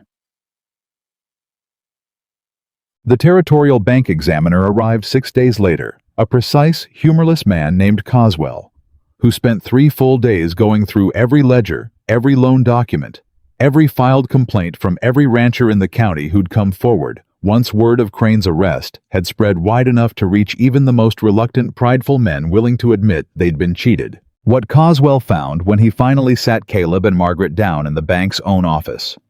Crane's old office, though the man himself remained locked in Reddick's jail, awaiting territorial trial, was worse than either of them had imagined. Mr. Crane forged or altered no fewer than 11 separate loan documents across this county in the past 3 years, Coswell said, laying out a summary thick with numbers and dates. Systematically shortening deadlines, inflating penalty terms, all timed to force distressed ranchers into selling prime acreage below market value, just ahead of railroad survey announcements he had inside knowledge of through his arrangement with land speculators out of Helena. "Your original note, Mr. Whitaker, the true one signed with your actual agreed terms, specifies 90-day renewable terms, with a due date of September the 15th. No penalty clause regarding agricultural use exists anywhere in the legitimate document." "So the whole thing," Caleb said slowly. "The 6 weeks, the 3 days, all of it. All fabricated, yes. I've voided the fraudulent amendments entirely and restored your note to its original legitimate terms." Coswell made a note in his own ledger, precise and unhurried. "Given the circumstances and given the advance payment you've already secured from the quartermaster's office, along with proceeds from your independent trade, I understand your operations become something of a sensation across 3 counties in a matter of weeks. Mrs. Whitaker, I'd estimate you could clear this debt entirely within the true 90-day window, likely with room to spare." Margaret felt tears rise hot and sudden, and this time she didn't fight them back. "There's one more matter." Coswell's expression shifted, something almost approving in it now. "The bank's board in Helena has asked me to extend an apology on behalf of the institution for the conduct of its former president. And given the demonstrated success of your operation, Mrs. Whitaker, the Smokehouse, the fort contract, the independent trade routes you've established, the board has authorized me to offer the Whitaker Ranch a modest operating loan at favorable terms, should you wish to expand the Smokehouse further, purely as a gesture of good faith, And I'll admit plainly, because a profitable customer is a customer, this bank would very much like to keep. Caleb let out a laugh that sounded half like disbelief and half like something breaking loose after being clenched too tight for too long. 6 weeks ago, I couldn't get this bank to extend me a single day's grace. Now they're offering to lend me more. 6 weeks ago, Mr. Whitaker, this bank was being run by a criminal. I'd like to think we've learned something in the interim. Coswell closed his ledger with a soft final click, so different from the sound Crane's ledger had made in this very room weeks before. Congratulations. Your ranch is as of this morning entirely your own, free and clear of any illegitimate claim. And if the market news I've been hearing holds true, sitting on some of the most valuable acreage in the territory, once that railroad spur becomes official. Yes, sir. They rode home from town that afternoon in a silence entirely different from every silence that had come before, it not careful, not guarded, not braced for the next blow, but full. Instead, warm the particular quiet of two people who had fought together through fire and forgery and come out the other side still standing, still holding hands. I owe you my whole life, Caleb said, finally quiet as the ranch came into view over the rise. This land, these men, everything my father built, and everything Ellen and I tried to build after him.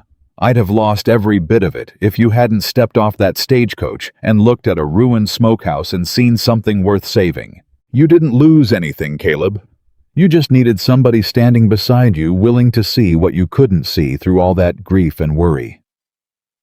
Margaret leaned her head against his shoulder, something she'd never once let herself do before, not once in 6 weeks of careful distance.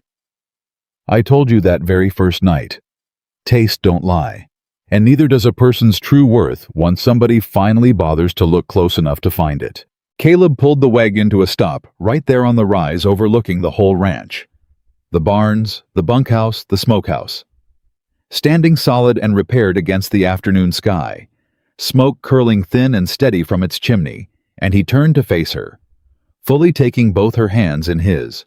Margaret Ellis Whitaker, I sent for a wife because I needed somebody to feed my men. I never once expected.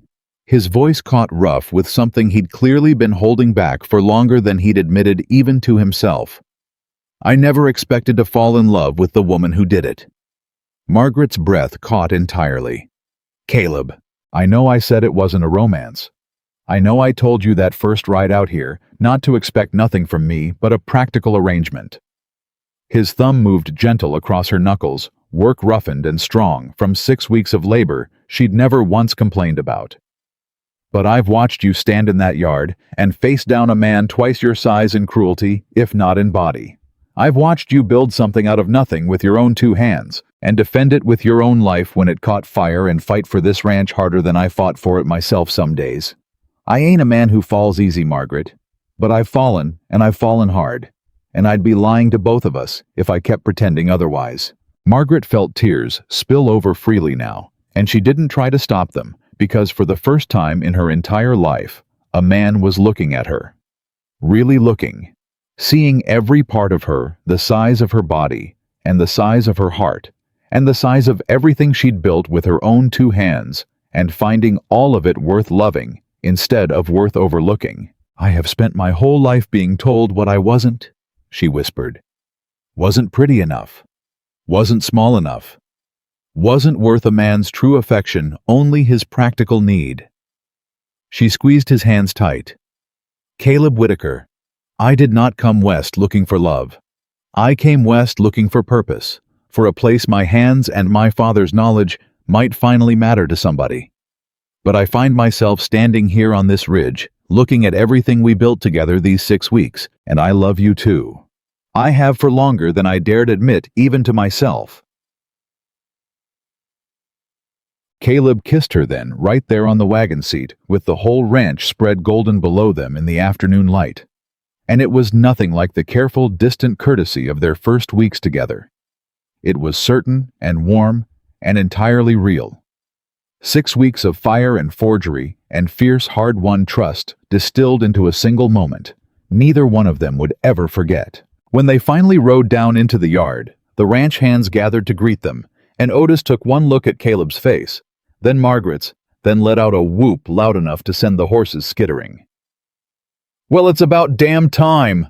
he hollered, and the whole yard erupted into laughter and cheering. 22 men who'd once mocked the woman climbing down from that first stagecoach, now cheering the moment they realized their boss had finally fully fallen for her. Tobias approached Margaret separately later that evening, while she was banking the smokehouse fire for the night.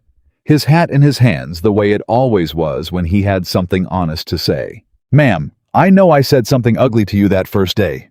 Called you a name I ain't proud of." His young face was serious in the firelight. "Watching what you built here these past weeks, the smokehouse standing up to Crane fighting for this ranch, same as any man on it, harder than most, I reckon I owe you more than just an apology. I owe you the truth, which is that you're about the most capable person I've ever worked alongside, man or woman, and I was a fool not to see it the moment you stepped off that coach." Margaret felt her throat tighten warm and grateful. "Thank you, Tobias. That means more than you know." Figured a woman who saved 22 men's supper and this whole ranch besides deserved to hear it plain ma'am instead of just guessed at. He walked off towards the bunkhouse, and Margaret stood alone by the smokehouse fire a moment longer, watching smoke curl clean and steady up into the darkening sky. Thinking of her father, of his voice telling her the world would judge her by what it saw first. But that taste, that truth always told the real story in the end. She had come west, a woman the world called too large, too plain, too difficult to love. She was leaving that chapter of her life behind entirely. Now standing in a yard full of men who respected her, beside a husband who loved her without condition, having built with her own 2 hands, a business that was by every account, reaching them from 3 counties over, about to become the most talked about smokehouse operation in the entire Montana territory. But even as she banked the last coals for the night and turned toward the house where Caleb was waiting, warm lamplight spilling out into the yard, Margaret couldn't quite shake a small, quiet unease that had settled into her chest. Sometime during Coswell's careful accounting of Crane's crimes, a single line item mentioned almost in passing about land speculators out of Helena who'd financed Crane's scheme, and who Coswell had noted with some concern, remained entirely unnamed and unaccounted for in whatever came next. That unease didn't stay quiet for long. It found its voice 4 days later in the shape of a well-dressed stranger who rode into the yard on a horse far too fine for territory work, dismounting with the careful, unhurried confidence of a man who had never once in his life worried about where his next meal was coming from. "I'm looking for Caleb Whitaker." He didn't remove his hat. "Name's Reginald Voss. I represent Continental Land and Development out of Helena." Otis, who'd been mending tack near the barn, straightened slow, his eyes going flat and watchful the way they'd gone the day Silas Crane first rode up that same drive. "Boss is in the smokehouse," Otis said, not moving to fetch him. "What's your business, mister?" "My business is with Mr. Whitaker directly." Voss's smile was thin, polished, the kind of smile Margaret had learned over these past weeks to distrust on sight. "Concerning a financial arrangement his previous banker made on behalf of my company." Margaret came out of the smokehouse at the sound of voices, wiping her hands on her apron, and felt her stomach drop the moment she saw the stranger's face. Not fear exactly, but the old familiar tightening of a woman who had learned to recognize trouble before it announced itself plainly. "I'm Mrs. Whitaker," she said. "You can speak your business to me same as my husband. We don't keep separate accounts of trouble in this house." Voss's eyes flicked over her, and Margaret watched him do the same quick, dismissive calculation. Every stranger did the size of her, the plainness of her work dress, the ash still smudged along one forearm before deciding wrongly that she was somebody he could speak past instead of to. "Ma'am, this concerns a rather complicated matter of investment capital advanced to the previous bank president. My company financed a portion of Mr. Crane's, let's call them acquisitions, across this county, with the expectation of a return once the railroad route was formally confirmed. Now that Mr. Crane finds himself indisposed, my company is naturally concerned about protecting its investment." Caleb had come out by then, wiping sweat from his brow, and his jaw had already gone tight at the sight of another stranger's fine coat riding up his drive with papers tucked under one arm. "Your investment," Caleb repeated slowly, "was in a scheme to defraud half the ranchers in this county. That ain't an investment, mister. That's a conspiracy, and the territorial examiners already got the paper trail proving it plain. Be that as it may. Mr. Whitaker, my company's original loan to Mr. Crane was secured in part against certain parcels he'd identified as likely acquisitions, including, I regret to inform you, the northern pasture of this very ranch, the acreage along your creek. Voss produced the document with a flourish that made Margaret's blood run cold, because she recognized that particular gesture now. The slow, theatrical unveiling of paper meant to feel like a foregone conclusion instead of an opening move. My company is prepared to file a competing claim against that parcel, arguing our secured interest predates the fraud examiner's ruling. It could tie the matter up in territorial court for years, Mr. Whitaker. Years and considerable legal expense during which that land sits frozen, unusable, unsold, right as a railroad announcement is set to make it the most valuable acreage in the county. Margaret felt the trap close around them clean and cold. And for one terrible, breathless moment, she understood exactly what this man was offering before he even said the next part out loud. Unless, Caleb said flat, unless you'd prefer to sell us the parcel outright quickly and quietly at a fair price that spares everyone years of costly litigation. Voss's smile widened confident again now that he'd laid his real offer on the table. $1,600. Generous given the circumstances, and it settles the whole matter today this afternoon. No lawyers, no waiting. $1,600, Margaret said slowly.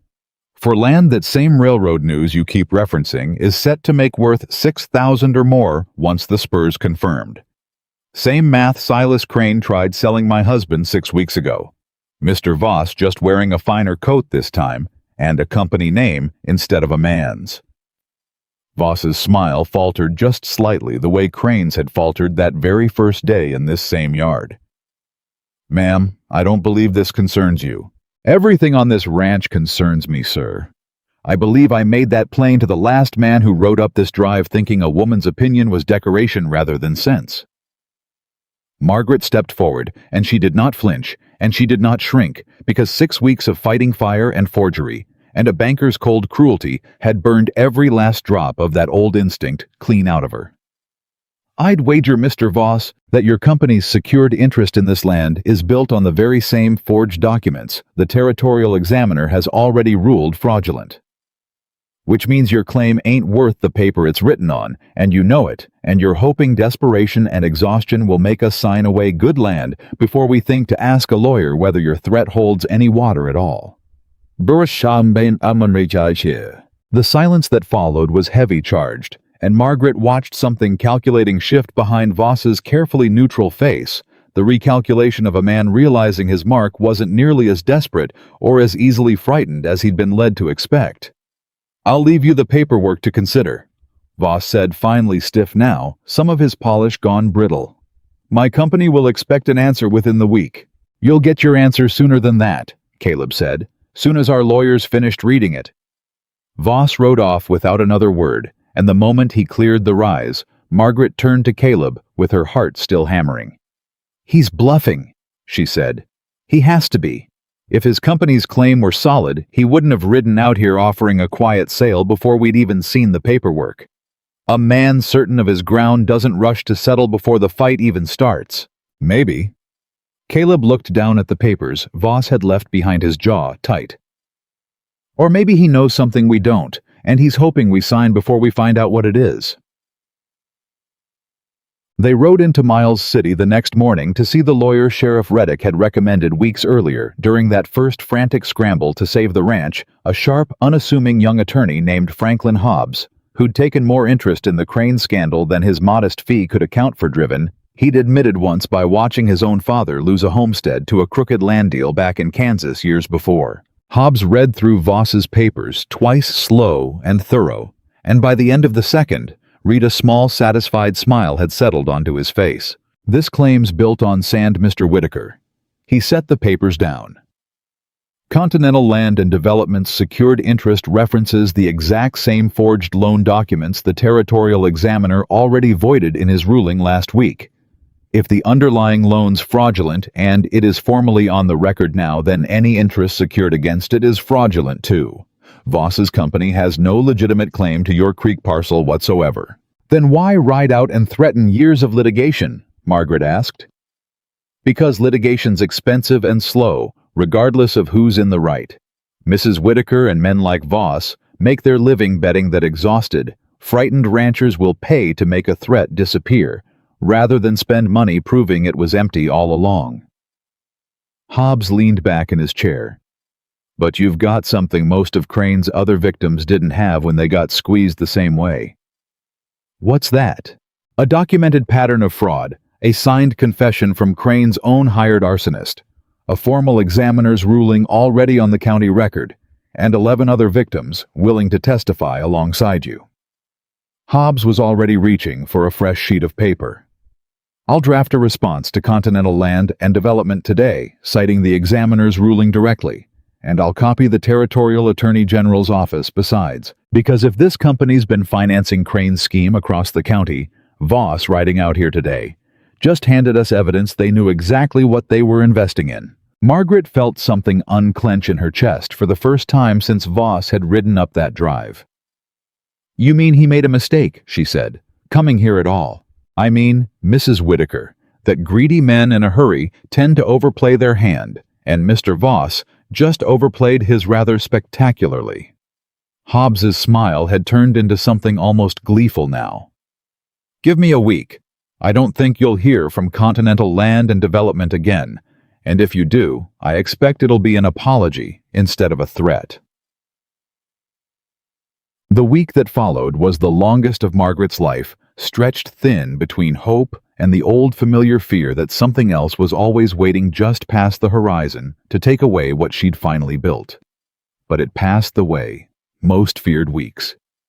Eventually due, slower than wanted, and faster than expected all at once. And at the end of it, a letter arrived from Hobbs's office in Miles City that Caleb read aloud in the kitchen, with his voice shaking, with something between relief and disbelief. Continental Land and Development has withdrawn its claim entirely in writing and agreed not to pursue any further action against the Whitaker property in exchange for the matter not being formally referred to the Territorial Attorney General. Caleb set the letter down and let out a long, unsteady breath. It's over, Margaret. All of it. The forged loan, the fire, the foreclosure, the speculators. All of it over. Margaret sat down slowly at the table, feeling the weight of 6 weeks no longer than that feeling the weight of 27 years of being told her worth was smaller than her body suggested it should be, finally truly lift off her shoulders. Over.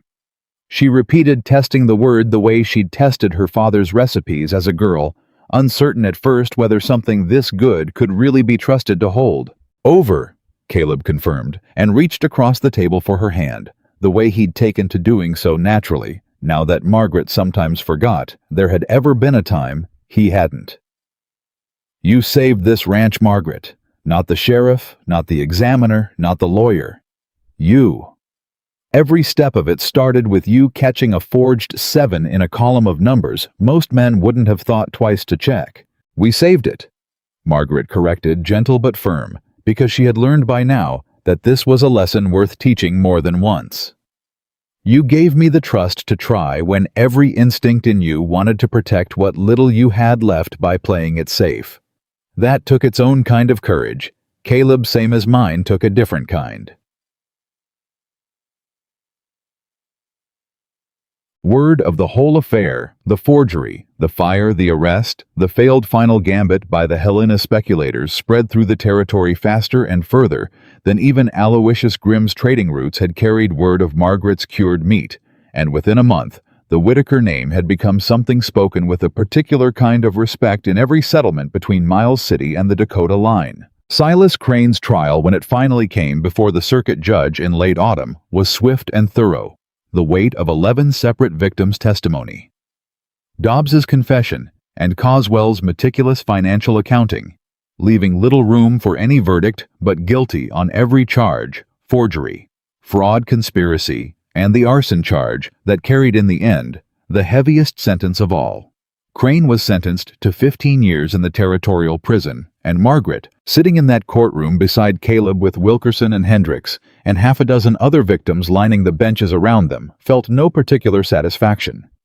Watching the man led away in shackles, only a quiet, settled relief that a wound this deep, cutting through so many families across the county, had finally been closed instead of left to fester. "You don't look like a woman who just watched her enemy get 15 years, Otis observed afterward, as they walked out of the courthouse into the pale autumn light. "I don't feel like celebrating a man's ruin, Otis. I feel like breathing easier knowing he can't hurt anybody else the way he hurt this ranch and Wilkerson's and Hendricks's and however many other families across this territory who never had the chance to fight back the way we did." Margaret looked back at the courthouse doors one last time. "That's enough for me. It don't need to be more than that." Caleb squeezed her hand, understanding without needing further words, and they walked toward the wagon together, leaving the whole ugly business finally fully behind them. The Smokehouse operation, freed at last from every shadow of threat hanging over it, grew faster than even Margaret had dared imagine in those first cautious weeks, scraping ash and bird nests off a forgotten building nobody believed worth saving. Ashford's fort contract, once formalized, properly grew from 400 pounds monthly to 600 within the season. The quartermaster's office, finding the Whitaker cure so reliably superior to anything else available in the territory, that officers began requesting it specifically for supply orders, bound even for posts further west. Grimm's trading network carried Margaret's name into settlements she'd never even heard of, until traders started arriving unannounced from as far as the Dakota line, hoping to secure a standing order before word spread even further and demand outpaced what one smokehouse could produce. By the following spring, Caleb had authorized construction of a second smoking building twice the size of the first, built this time from fresh timber instead of salvaged ruin. Though Margaret insisted the original structure be preserved, exactly as it stood, repaired. Certainly the fire-scarred wall replaced with sound. New wood, but otherwise untouched, because that building had taught her something about herself she never wanted to forget, and she wanted it standing as a reminder every single day she walked past it. Some folks would have torn the old one down, Otis observed one afternoon, watching the new building take shape beside its weathered predecessor. "Built something grander and forgot the first one entirely. The old one's where I learned this whole operation could work at all, Otis. Where I learned this whole ranch was worth fighting for."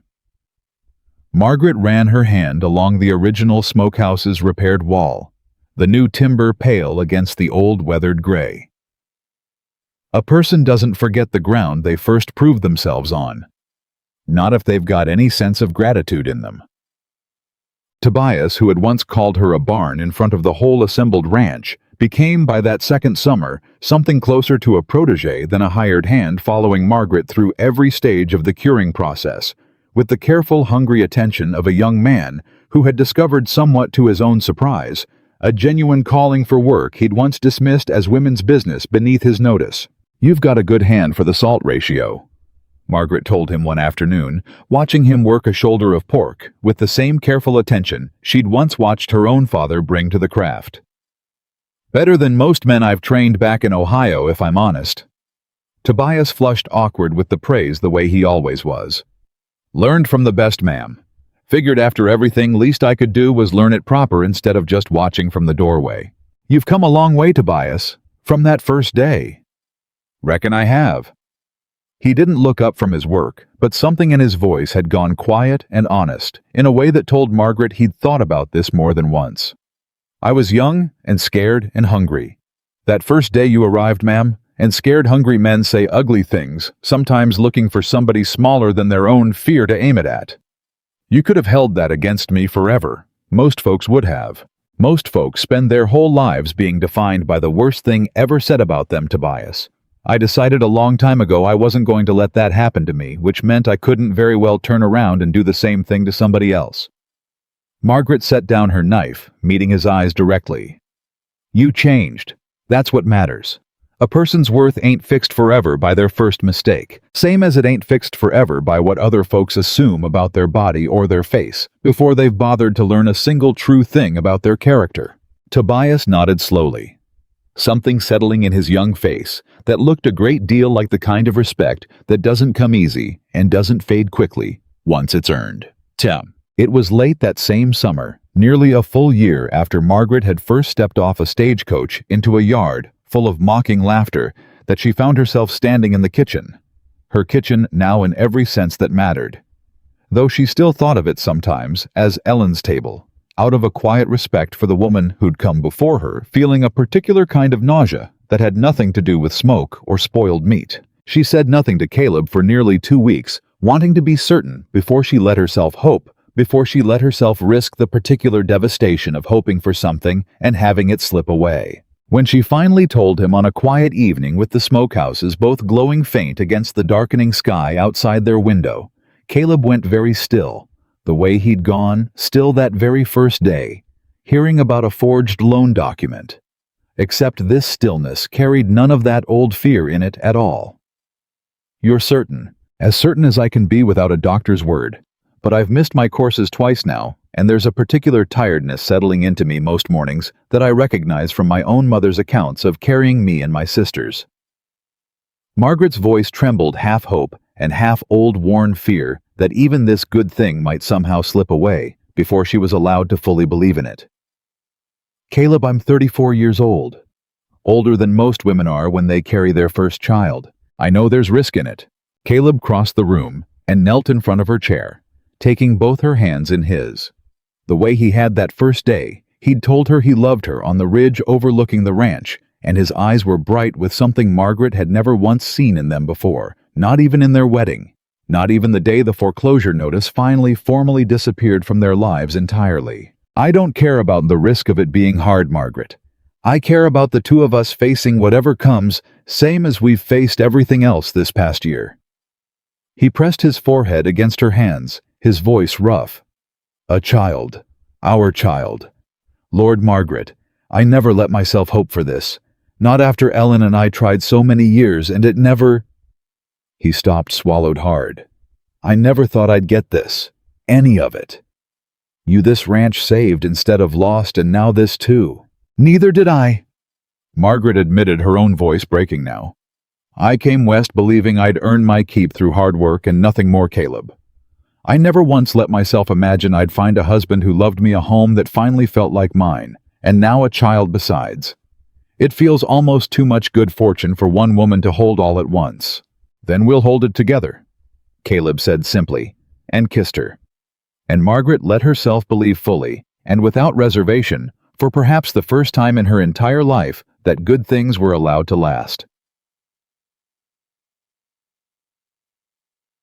The child came the following spring, a daughter healthy and loud-voiced from her very first breath, born on a morning bright and clear with new green, pushing up through the last patches of melting snow across the ranch. And Margaret held her exhausted and weeping and more purely happy than she'd ever imagined possible, while Caleb sat beside the bed with tears streaming unashamed down his weathered face. "What'll we call her?" he asked, his voice thick. Margaret looked down at her daughter's small, furious red face, already squalling with the particular stubbornness that Margaret suspected correctly, as it would turn out over the coming years, the girl had inherited directly from her mother. "Eleanor," Margaret said finally. "After your first wife, if you'll allow it. She built this house before I ever arrived to keep building it further, and I'd like our daughter to carry forward something of the woman who came before me, same as I hope she carries forward something of the smokehouse I built with my own 2 hands." Caleb's face crumpled entirely at that overcome, and he took Margaret's hand and pressed it to his lips, unable for a long moment to speak at all. "Ellen would have loved you," he finally managed. "I believe that with my whole heart, Margaret. She'd have loved watching you build all this same as I've loved it." Eleanor Whitaker grew up in the years that followed in a household unlike almost any other in Montana Territory, raised by a mother who ran one of the most successful smokehouse operations in the region, and a father who never once let his daughter believe her worth was measured by anything other than her character and her competence. Exactly the lesson Margaret had fought her entire life to learn about herself. By the time Eleanor turned 5, the Whitaker Smokehouse, as it had come to be formally known with its own painted sign at the head of the drive that Caleb had commissioned as a surprise for Margaret's 30th birthday, supplied cured meat to 3 separate army posts, a dozen trading routes stretching from Miles City to the Dakota border, and a growing list of private customers wealthy enough to pay premium prices for what had become in territorial circles, something of a legend among those who cared about good food. The railroad spur, when it finally came through 2 years after Crane's arrest, ran exactly along the route the surveyors had always intended. Right along the Creek Valley, Crane had once tried to steal, for a fraction of its worth, land that Caleb and Margaret still owned free and clear worth. Now more than either of them could have imagined that first desperate summer when 3 empty flour sacks had felt like the end of everything. They didn't sell it.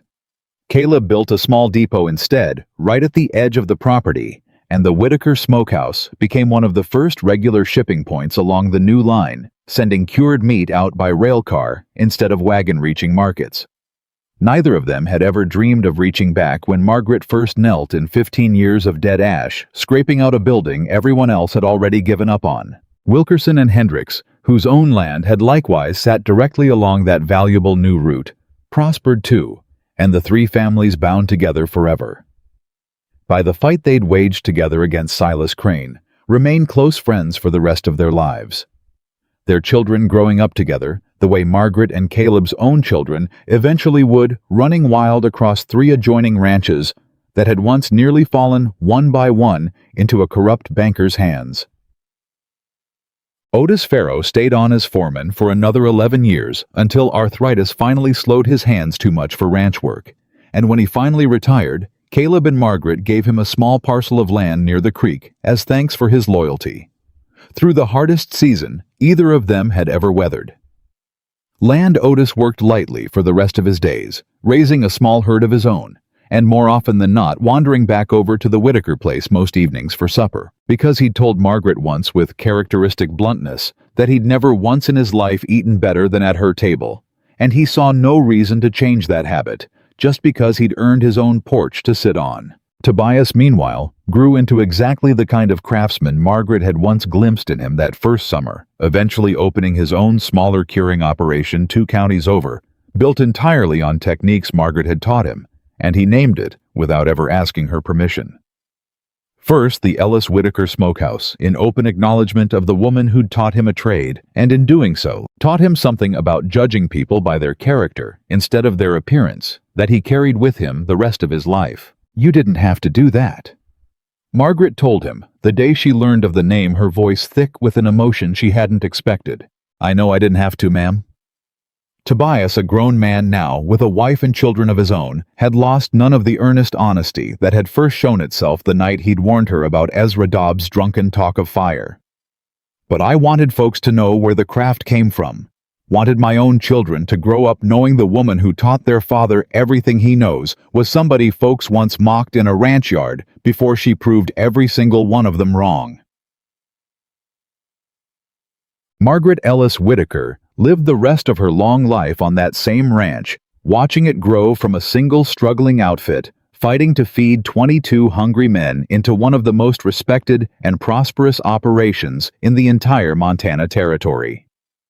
Her name spoken with genuine reverence in settlements she'd never even visited, her cured meat carried by rail to markets as far away as Chicago, by the time her daughter Eleanor was old enough to run the smokehouse operations herself. She never forgot, not for a single day of those long, full years, what it had felt like standing in that yard on her very first afternoon, listening to a young ranch hand call her a barn, while her husband stood silent beside her, too uncertain of his own judgment, yet to defend the woman he'd only married out of desperate practicality. She never forgot it, but she also never let it define her, because she had learned in that forgotten smokehouse behind the far barn, the one true lesson her father had spent his whole life trying to teach her, that a person's worth was never determined by the first careless glance a stranger threw their way.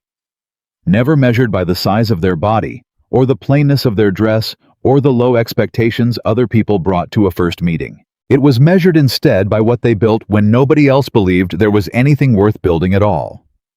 It was measured by the courage to walk into a ruined building everyone else had abandoned, and see where others saw only ash and rust, and 15 years of neglect, the bones of something worth saving. It was measured by the willingness to stand in a street facing down a powerful, cruel man, and refused to shrink. Refused to apologize for taking up space. Refused to let one more voice convince her she was less than what she knew in her own bones herself to be. Caleb Whitaker, in the years that followed, told the story of his wife to anyone who'd listened to new ranch hands hired on, as the operation grew to his own children, and eventually his grandchildren, to every stranger who ever rode up that drive and made the same foolish mistake so many had made before underestimating the woman standing quietly at his side. He told it not as a story of a man who'd rescued a struggling woman from a hard life, but as the truth it had always been. The story of a woman who had walked onto a dying ranch and through nothing but her own knowledge, her own stubborn courage, and her own unshakable belief in her own worth had saved everything and everyone within it, including most especially the grieving, desperate man who'd once made the terrible mistake of believing he was hiring nothing more than a cook. The forgotten smokehouse still stands on that ranch today, weathered but solid, exactly as Margaret insisted it remain a quiet monument to the truth she carried with her every single day of her remarkable life. That the greatest treasures are so often hidden inside the very things and the very people that everyone else has already given up on, and that no man, no banker, no cruel word spoken in a ranch yard, and no lifetime of being told she was too much and not enough all at once could ever diminish the plain, unshakable fact of what Margaret Ellis Whitaker had always been: worthy, capable, and in the end, utterly, undeniably unforgettable.